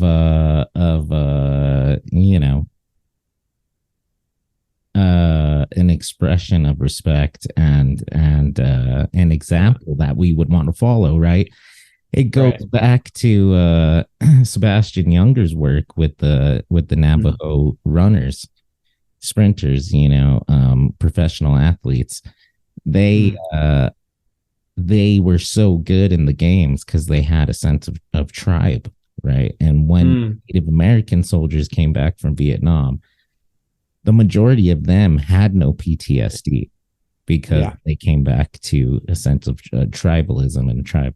And that Yeah. then a great example to look back to what's, tribe, it's native. It's not, Exactly. Yeah. North American, it's South American, it's indigenous European cultures as well, Right. right? Right. They lived on similar bases of exactly what you're saying. Boom, Legends of War, back going to Jack Crawford, right? Right. Teaches us about Genghis Khan and how the Silk Road flourished under the Mongols Yeah. because of a connecting network, a large, gigantic tribe essentially that he built. And it's interesting too, because every time he would sack and kill everybody in a village, he would Yeah. always save the engineers, the women, and the artists and the poets and like Oh. scholars. So he Yeah. always wanted to continue like, the progression of human ability, knowledge, Wow. and the expression of art and trade, right? That's so Yeah. wow. That, I mean, that's a deep level of wisdom, right? I mean, that's saying like listen, this is business, it's not personal. Like, we need to go sack your village, but it's not personal. We're not trying to genocide you, whatever. It's like, we know that you have good things to offer. We just also need your resources, so we're going to fuck you over. Right, right. Not good, but also we're not going to try and destroy your culture and destroy Sure. absolutely everything, because there's something to be integrated that we can learn from you, and I respect that. Exactly. That's weird. That's a different Yeah. mindset for sure. And apparently the Mongolian cultural tradition was to be very protective of who they were. Right. And if they were ever challenged, they would fight back, with violence. That's who they were. They were a nomadic culture, whatever. Um, but that being said, they were highly respective of other religions, of other, forms of worship, like I said, artwork, engineering, etc. Yes, they were savage, brutal. They killed so many people, and Yeah. like 50% of the population has Genghis Khan blood in them, so like So fucked up. it's wild, atrocities. Yeah. But also, you know, going back to when the only thing we had was tribe, it's interesting to see a larger nation run on those fundamentals of a large social network of trade, of worship, of artwork, poetry, scholarship. Yeah. Yeah. in integration, right? I mean, again, integration with the people around you, with the culture that you're all collectively creating, and the land too, right? I mean, you look at native cultures here, and it was like, um, the buffalo, for example, is so well respected because it was like, this is life sustaining, right? I mean, this is part of who we are and how we live, so we're consuming this thing, hunting it, but also honoring it, wearing it, its furs in a dignified manner and all this sort of stuff. This all goes back to episode 1, freaking Dances with Wolves. Yeah. Yeah, we're back in Dances with Wolves. Yeah. It's crazy that thing I sent you that The Last Samurai is based on a real French guy that Oh, that's hilarious. Yeah. fought with the shoguns in the 17. Yeah, so Dave Chappelle's joke about it doesn't work anymore. What was it? Oh, right. Well, I can't say Yeah, it. yeah. For sure. That one's hilarious. Oh man, it's so good. Oh man, that's so funny. Have Tom Hanks play the last black dude on it. Yeah. Tom Hanks. So good. So funny. Yeah. Okay, so Oppenheimer. Yeah. There was an episode or a day me and you were hanging out, and I was telling you, like, you know what I'm really afraid of, man? What really like freaks me out is the universe that we live out in space, Yeah. Interstellar. There's like the fourth dimension out there. There's all kinds of weird stuff. Alien, Oh yeah. sun, dark matter. Oh, it's fucked We up. really Yeah. don't know what's happening out there. And we're out here in this wild globe trying to keep a sense of consciousness that our brain can comprehend, or else our heads will explode. Oh yeah. Oh yeah. And it's wild because Oppenheimer, oh man, maybe smoked too big of a joint before, but it was freaking so loud and crazy. But he has like visions of the fourth dimension. That's like been a documented thing about him. That Shut the fuck up. That's real. yeah, when he went to school in Europe to study under like these brilliant physicists, he's like in the movies, like I was very troubled, like I felt homesick, and I used to have visions, crazy visions of a fourth dimension. And the way Christopher Nolan does it, just like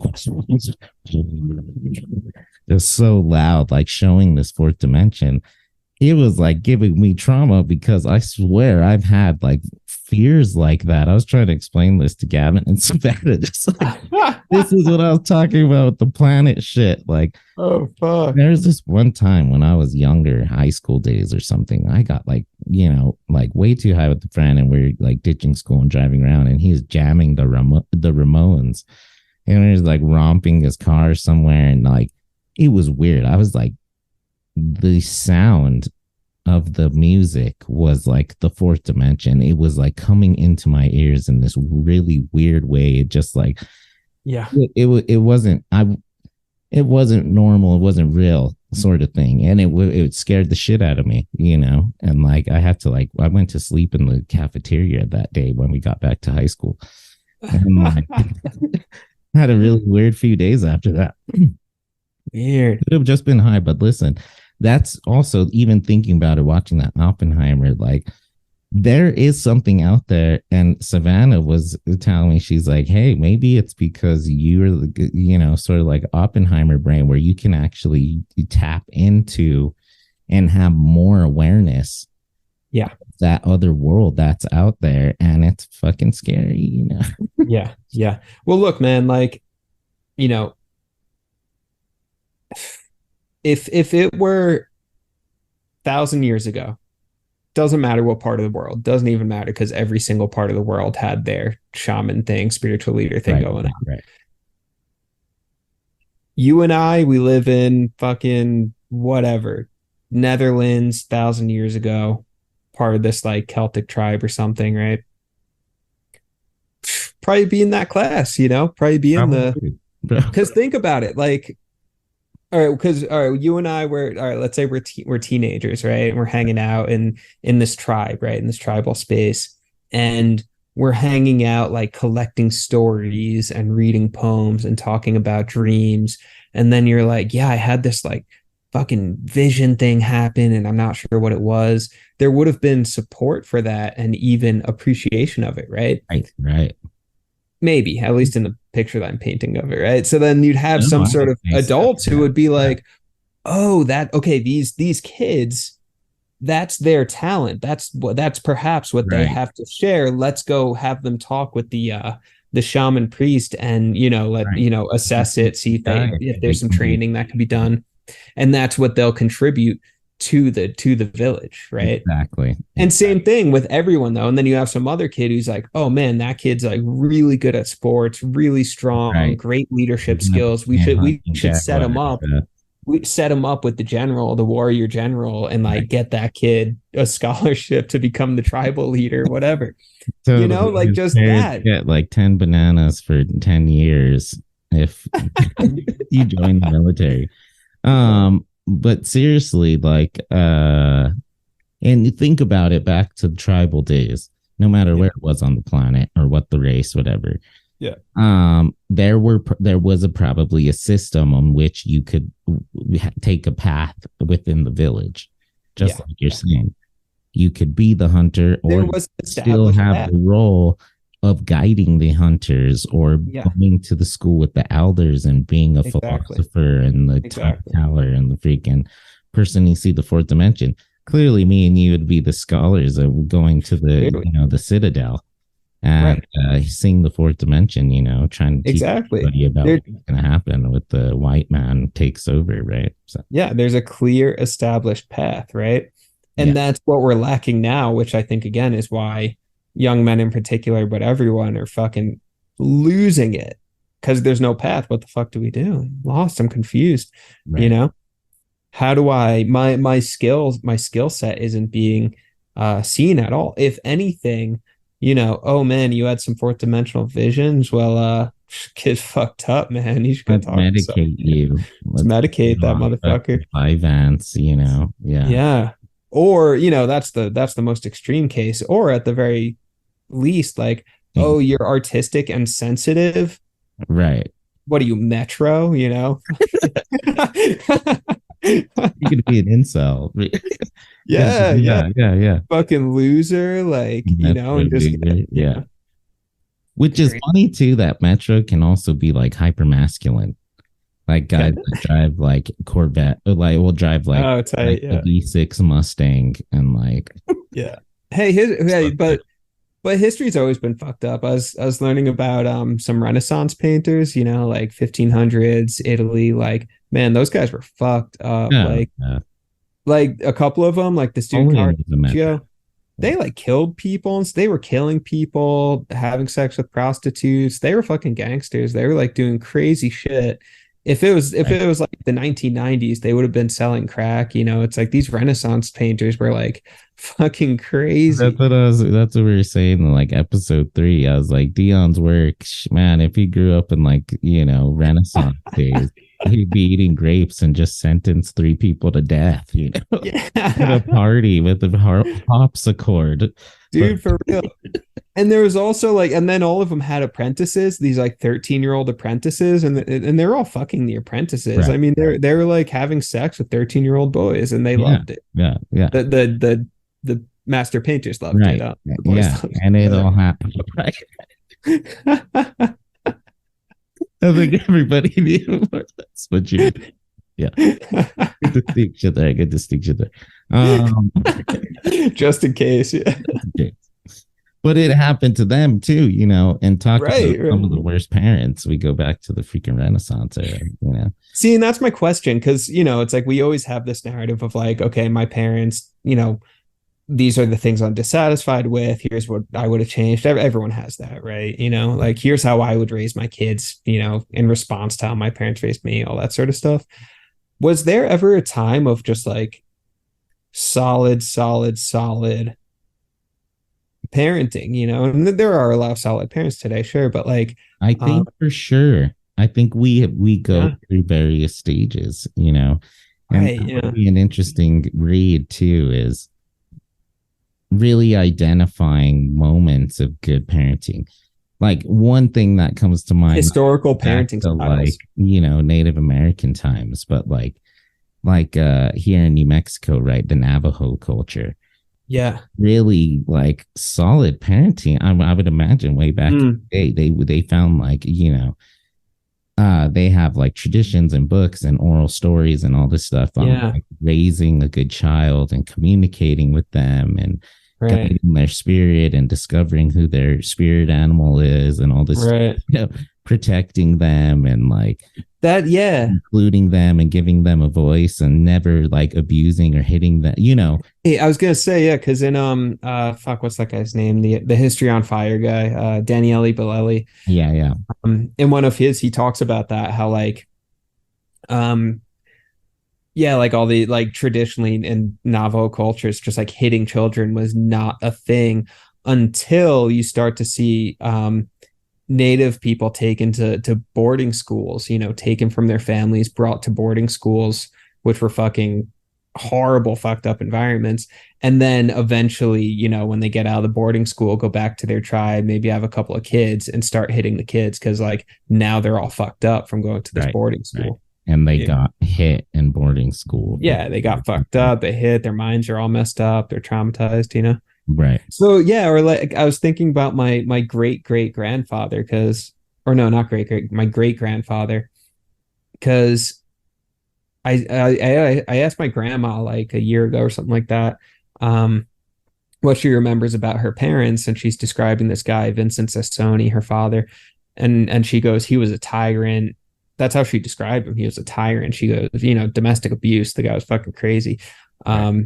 Hitting. Apparently, he was a musician too, which is fascinating. But angry, hitting his wife, hitting his kids, whatever, Sure. throwing shit, losing his mind.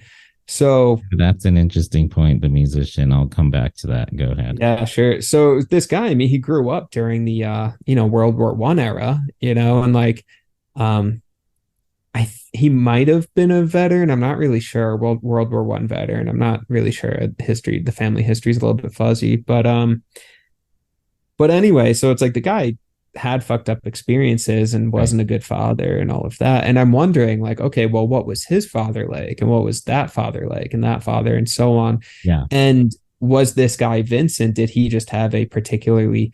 Was he like the guy who got sent to boarding school and came back and was shitty to his kids? Right. Right. When did Sure. that darkness begin in that line in the family? I think it's generational trauma for sure. It's also trauma, Yeah. the moment, the cultural moment, Right. or the economy. World War II was around the corner. Yeah, sure. Um, um, it's interesting too that those individuals were oftentimes musicians and artists and poets. Like one of my grandpas died working on the railroad. Like there's like few pictures of them, but they're ones that are is like Coco style. The guy's got a guitar, like Wow. a pen and paper or something out in the rail yard. But also, guy was a little unhinged. My mom loved him apparently. And but This was your mom's grandfather? my mom's dad didn't Okay. know too well, but yeah, this was more World War II.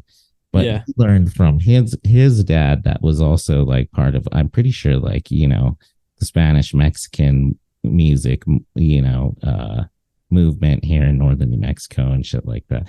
Pretty wild musicians, Yeah. artists. Yeah. People that our current society would call metro were actually like the hyper masculine males throughout like, various generations. It's funny. That our current society would call metro. Fucking no one even uses that word anymore. We're bringing it back. Oh man. So think about it generationally though. So let's go back like 5 generations. Yeah. You're in Scotland, you have your dog and you're making your haggis with your woman and you're having a good time on the island. And there's some shit or whatever, but listen, you really love your kid Colin. He's a very good boy, and you take him fishing and take him to the pub and get drunk. Take him to the pub. Yeah. A pretty good dad, whatever, cool. boom, some shit breaks out in the United Kingdom. You jump on a ship, you come over. That dude's still pretty cool. He's a little traumatized, maybe smacks you over the head with his Lucky Charm ring because the shit boat ride from Scotland is really rough. But ultimately, pretty good dad. His son remembers getting smacked up by his dad. Also, then now remembers his dad having to go to gangs in New York and Daniel Day-Lewis the butcher, and they lived in the ghetto. And one time they ate like rat souffle and like saw his dad get beat up and his mom. So this guy's pissed off. So he grows older. He has kids.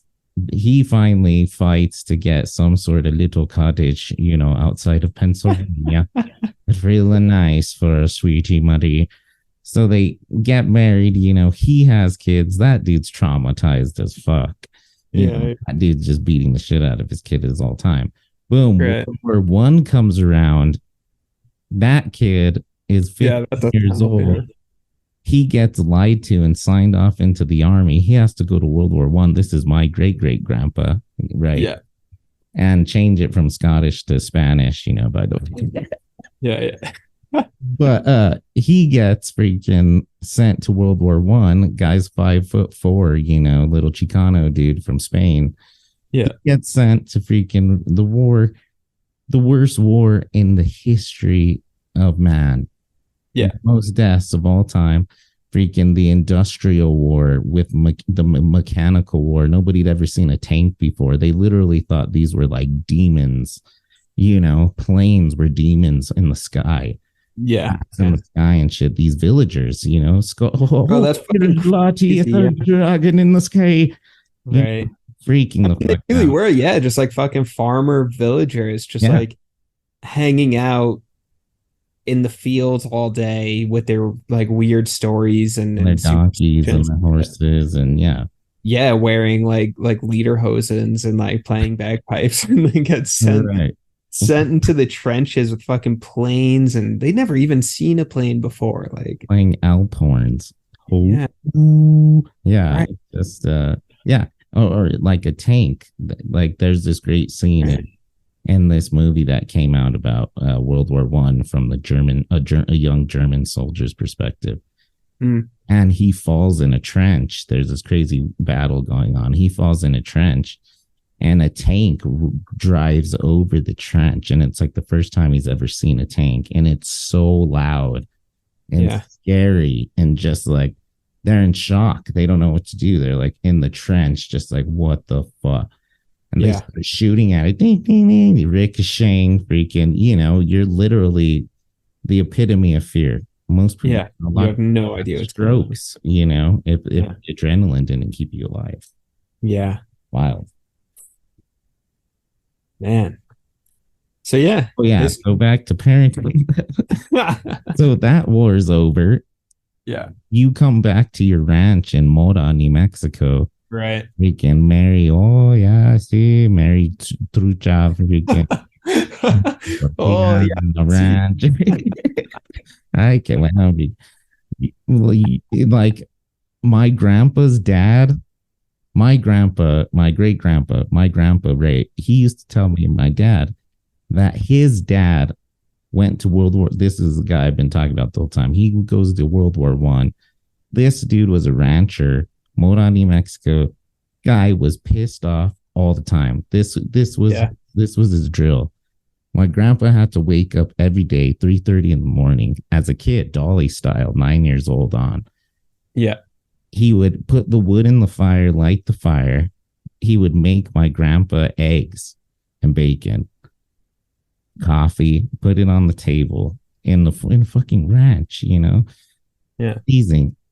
And then he would have to stand by the table until my grandpa woke up.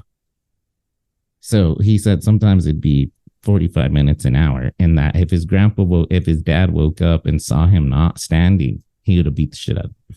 Oh, shit. So freaking, he would get up, go eat breakfast. My grandpa would have to stand there while he'd finish eating, take his plate, go clean it, and then go work in the ranch all day long. And he said that his dad was so strong that a few times he got in trouble or whatever, that he beat the shit out of him so bad that one time he kicked him and he literally like got airborne and kicked him outside of the door, like slammed into the door and went flying onto the porch. Oh man. Kicked him in the ass. Freaking projectiled him. You know, and then what does that cause, you know? But then it's weird because my grandpa Ray was, I think he had some moments of definitely like roughing up some of the boys, but ultimately pretty good dad. But I mean, this guy decided to join the Jehovah's Witness cult during the 70s, you know? So right. clearly that takes a traumatized brain, you know? Yeah. Yeah. It's so interesting. And it's like, seeing that's the thing. It's like, who is this? Thich Nhat Hanh. He's well, he died a couple of years ago. He's this Buddhist writer, but he talks about kind of like the 7 generations behind you and ahead of you, that kind of thing. Like in all of your actions, think about, you know, the impact of one, where it's coming from, and then two, where it's going, you know, everything you do 7 generations down the road. So, Right. so that's the beauty of it too, right? Any progress, healing, all of that stuff. It's like, okay, pass that on, you Right. know? So I guess that's another way of generating the village. It's just kind of like any familial heavy shit, any familial generational trauma, you know, it's like it stops here, that sort of thing, you know. Right. But then a lot of people would argue that previous generation parenting is way better than contemporary parenting because they Sure, yeah, would like argue that softies or something. technology and stuff like that ruins our children, and you know Right. we don't have back to that sense of community or the village, right? Right. And then first reform is interesting too because it's the destruction of the village itself, which can possess and trouble a human so badly, you know? Right. In your child rearing philosophy with Dalton, are you taking the 1950s man route? Do you are you Have my like, eggs ready. Dalton, if you don't have my fucking eggs ready? I think I'm going with the 90s approach. I The think the 90s 90s approach. parents were pretty good. I would go Yeah, yeah. like, yeah, like A Beautiful Mind, like having good conversation with your kid and like, you know, Nice. Hell yeah. on like a good level of respect and openness Yeah, yeah. and camaraderie and you know, again, just a mutual respect and also a sense of joy within where you're at. I feel like the 90s were one of the last periods of happiness in American history. That's true. Yeah. And there was just back to nostalgia, a sense of like safety and like oneness, Right. watching Michael Jordan on the Bulls and like Disneyland. And I don't know, Yeah. just 90s McDonald's was so fun. 90s Las Vegas, Nevada was made for kids, you know, Treasure Yeah. Island, pirate fights and Yeah. dolphins Yeah. at the Mirage and shit, Circus, you know. Everything now is yeah, it's changed, you know. So I Yeah. don't know if Yeah. that's the right way to go about it, but I think that I've the most the thing I'm most proud of with as a parent is the relationship that me and Dalton have on a social, you know, level and Nice. communication wise. So yeah, Yeah. that's good. Nice. Yeah. I was actually I was talking to a friend earlier and mentioned freaking Dances with Wolves. Do you remember like the early scene? It's like the first scene in the movie. Kevin Costner's like has an injured leg and he's trying to put his boot on. Yeah. Yeah. And Yeah. he, it's like 10 minutes of him just like putting his boot on. God. 4 hour movie. The Right. first 10 minutes is him putting his boot on. He finally gets his boot on, and Dalton goes, "Is that the whole movie?" Where I'm just dying, It's just like, yep, it's over. like it's over. It's the credits. Just the struggle of Kevin Costner putting a boot on, and the movie ends. Honestly, Yeah, I was that's laughing about life, that though. too. We're just trying to get that boot on our injured foot. For real, for And once we get it on, the adventure can begin. And that's another thing about back to the '90s. The ability to seek adventure, the humanity that's in that. real. Right. And it may be a privileged position, but the literally the word of privilege is, a privilege to is happiness, Right, and right. access. And Yeah, like I'm very yeah, privileged to have had this right. The experience or something. ability Yeah. to do something. And hopefully we all here's the thing is a lot of scholars they find, oh, privilege this. It's not Right. about taking away privilege. It's about giving privilege to everyone, Yeah. in equal amounts. And Yeah. I don't know, there was just like a vibe within the '90s that was sort of like Yeah. Yeah. tribe almost in a way, an American tribe, football, fucking President Clinton, freaking SNL. I don't know. Sure. Yeah. Bro, I was in Albuquerque once, like years ago, not that long. I feel like it was like 2020 or something. I was going for a run in Albuquerque, just like up and down like Silver Ave there. And I'm pretty sure it was 2020. So I was like, I just need to get outside. I need some exercise. Like been inside, freaking pandemic, Yeah. no one's interacting, and I'm going for a run. And this dude walking down the street, I just like, I'm running and just like cross paths. And when I'm like a block away, he just shouts at me. He goes, "You can't run from your privilege."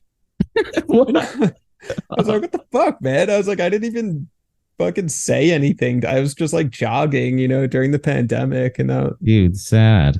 hurt my feelings, bro. Bro, this goes back to First Reformed when he's riding the bike with that girl and he's just like, I forgot like the purity and the joy you get from exercise. And Yeah, yeah, that's exercise good is shit. from God. It's a privilege Yeah, yeah, to be able to go out and jog. But yeah. then you get this dude that's like, hey, you white piece of shit, fucking keep Yeah, I was like, what the fuck, man? Like, leave me alone.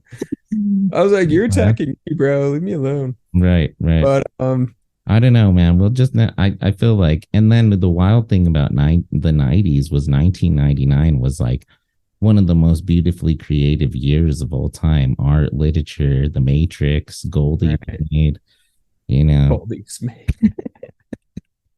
Oh man. All right, here's a question I've been holding on to.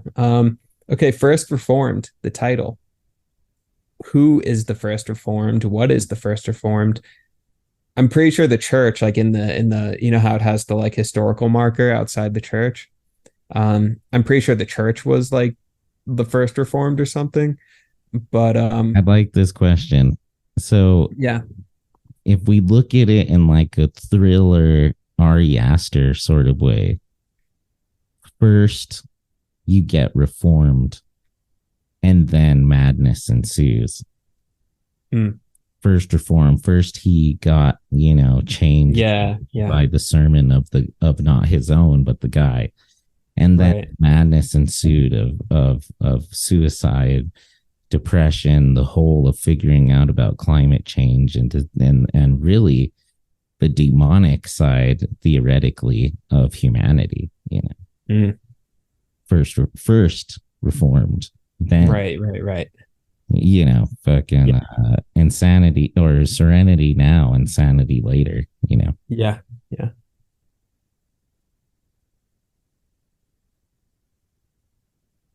That anything else? I'm also thinking of there's got to be something about the first person to be reformed, right? Or the reform Yeah, process, and him being a priest. It's like sort of an oxymoron or a juxtaposition sort of thing where you go to the church to be reformed, but he was the first one of the church to really be reformed by the truth of society, which was global warming, corruption, greed within the church, all that stuff. So it wasn't, the Reformation project was not on the person, external to the church. It was the church itself. It was the priest who was first reformed, right? Yeah. I don't know. What do you think? So the first thing you said, I hadn't thought of that, but I like that. The second thing you said, I was considering that. And then first reformed. I mean, who's the first? It's all of us, right? It's each individual. I think it goes back to the you know, take the plank out of your eye before you try and take the splinter out of your brother's eye. Right. Reform yourself first, Sure. So there's that. And yeah, and I guess just the idea of reformation, I mean, what's the significance of that shift, the first reform, the first time in your life that you look around and you say, is this the correct form, or do we need to reform it? Right. And this is going back into what you were saying earlier with the postmodern era, was dealing with the fracturing of the watch. The modern era literally does the action of throwing the watch. The postmodern period deals with the fracturing of said watch. While now we're in the contemporary period where we are in a reformation process, right? We're trying to reform the idea of the watch. We're trying to make time work again, going back to last week too. We're trying you must reform yourself in order to communicate with time again, in order to re-establish the healthy web of existence, of life that was then of the atom. The atom must be put back together. Of course, it can't be put back together the way it once was. Right.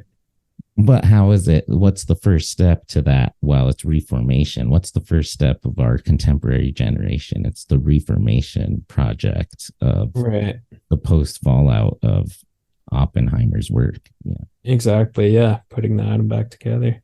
Yeah. Oh yeah. I was going to ask, what the fuck's with all the climate change deniers?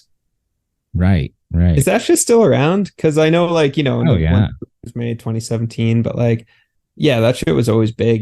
People were just like, oh no, it's like, no, just, come on, are you fucking kidding me? Humans aren't impacting anything. What, are you serious? How can, especially now, there's fucking smoke in the air all over the world, or at least all over America, because of fucking forest fires and shit. It's like people in New York City choking on fire smoke from Canada. It's like, how do you, for the first time ever, how do you see things like that and be like, oh yeah, come on, climate change? We got fucking fire tornadoes now, yeah, the hottest summer on record. The core stopped turning. We got aliens are here. Yeah. So do people, the climate deniers, it's amazing. Are they still around? So I feel like I haven't actually. Well, I mean, Trump was a recent development, and the American that's true. psyche, and he was totally against it. Yeah. It's a sham, false news. It's a sham. The Chinese made it up. It's cold when it should be cold. It's hot when it should be hot. Oh man. But it's just. And then those pictures he's looking at of the starving polar bears and all the oil and nasty shit in our oceans, and just it's horrifying. It sucks. But listen, man, back to being dogmatic. I think one of the primary ways we may be able to save ourselves is AI, fucking robot, some sort of machine or something that maybe can clean our oceans. Yeah. Ask it, hey, how do we solve the climate crisis? Something. Because or a mass traumatic event. That's another interesting thing that Cedric says before. He's like, do you really think, Ethan Huck, do you really think God wants to hurt his creation? And Cedric's just like, well, he did it before, 40 days and 40 nights. And really, if you think about it from a theoretical sense, that might have been caused by humans impact on an environment. And if we think about the whole like generational or I can't remember what the theory is, but there's lots of societies throughout the history of Earth Yeah. we have no more record of because of ice ages, because of crazy wars with bombs and shit, because of Right. asteroids, etc. We don't have record of them, but they were there and they existed, so Yeah. Yeah. Or people who have given themselves to environmental destruction in the past, which is a real thing. I mean, I forget the group of people, right. but there was a group of people on an island and they used up all the lumber. They used up like every tree on that island, and then couldn't eat anymore because of that and had to abandon the island. So, it's something that people have done before, just in a smaller scale. Right. Yeah. It could have happened on a global scale too. Who knows? We could have scorched the ozone and it repaired itself over a million years. We would have no recollection or file of those beings. Right. Which is crazy. That cave they found, those 300,000-year-old cave paintings and bones, crazy. Like 300,000 years, man. Yeah. All right, last thing, then I gotta get going soon. But one theory is that the UFOs aren't coming from outer space. They're coming from deep beneath the ocean. Right. Because the pill came up through the ocean, the Tic Tac ship. Yeah. What do you think? Do you think they're actually earthbound beings who just happen to live deep in the ocean? Are they our ocean dwelling Atlantean brothers and sisters, or are they extraterrestrials coming from another planet? Oh, wow, we don't know much about our oceans. No. I will say this though, what makes more sense to me is some fucking War of the World shit where they were buried there long ago and activated and coming up through the oceans. Oh, that's right. Yeah, I love that. How do you remember that? That's like so many fucking movie references, which is like once you did it, I remember the noise that the War of the World shit makes, but like I never would have thought to just be like, Neither my bad. That shit haunts me in the fourth dimension when I have Oppenheimer visions. Like live in that realm, Also, yeah, that movie's so scary. I've seen it a bunch of times, but it's so good. That's like one of the most, to me, that's one of the most quintessential, best, like, first contact scenes of any movie is that fucking robot coming up through the ground. Yeah, so good. And then Tom Cruise gets home covered in human dust, just like, what's wrong, Daddy? Yeah. Maybe that should be the movie for next week. War of the Worlds. Yeah. That'd be cool. Yeah. It's been a minute. That'd be a fun one. Man, I'm ready for first contact. That's all I know. Let's hope they're peaceful. If not, well, that's our fate. But bro, if they're not peaceful, I feel like they already would have. Yeah, we've been dead. Done their thing, bro. Right. Unless they're fucking with us, we're in just one huge gigantic prison with like cancer and stuff, and it's all been cured. Maybe. Yeah. Yeah, I say they're peaceful, man. They're filming a documentary. Zorberg Attenborough's here. Zorberg.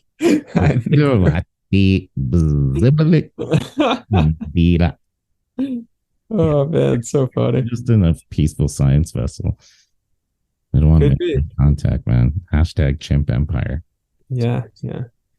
We'll see. I don't know. It's getting like too real, Like the rhetoric around it has changed. I feel like when I'd look online or whatever, it was always kind of like, not that I was like that often like doing research into like UFO sightings, but I feel like the rhetoric around it was always like, if, it was always in the right. Like, if this is what's happening, if they're real, do you think aliens exist? Right. And now you could just see it linguistically, like when you see people like, commenting online about alien shit, it's just like, like almost like accepted reality that we're not alone. It's funny too, and like it was way more prominent in the 90s for people to say, "Oh no, there's no aliens." Right. Crazy, like that's fucking crazy. You know, that's hilarious. Conspiracy theorists, you go to Blockbuster and smoke weed in your van, you know. Yeah. But really now, just like you're saying, it's more common for people to be like, yeah, there's fucking more than likely some aliens and they've already made contact, you know. That's why. Yeah. Senate. Or bro, freaking Doug Rushkoff, the scholar I like, he talked about the alien meme as like a cultural thing that comes up every couple of decades or whatever. Right. And he tracks it and he goes, okay, aliens first got big in like the post World War II era, right? Nuclear age, Roswell, all this stuff, right? So like 50s, early 60s, aliens were big, right? Right. And then he says, then you see aliens get big again. Oh man, I forgot exactly what he said because there's like a bunch of different iterations. But then he's talking about aliens in the 90s, and then he's talking about aliens like today, you know. But apparently there's like different cultural moments where people get alien obsessed. Right. And then Doug Rushkoff, he says, he goes, you can look at like what's going on in the society and in the culture, and it always seems to be during some big cultural technological shift where people then start questioning about aliens, right, you know, right, which is fascinating. If it's just kind of like I don't know. Oh, there's a lot of change lately. Who knows? Aliens, you know? Right. And it's not the first time that there's been like, it's been brought up in a Senate hearing or something like that, you know, in the 50s, I'm sure it was, and in the papers and stuff, you know. That's an interesting thought. I think it would be short-sighted to say that it's just like a fad, like a reoccurring fad. Right. Yeah. Though it would be interesting to pinpoint the points in history when it was a fad and try to investigate why that is. Yeah. You know, was it a moment of escapism, wanting to escape the current reality, or was it being so comfortable with your present reality that you're willing to accept another reality into it, you know, as an integration? The Dark Crystal style. Dark Crystal, yeah. On behalf of the Jareds, thank you for listening. You can reach the show at jaredtojarad@gmail.com. We will be back next week, and always remember, wisdom is holding two contradictory truths in our mind, simultaneously, hope and despair. A life without despair is a life without hope. Until next time.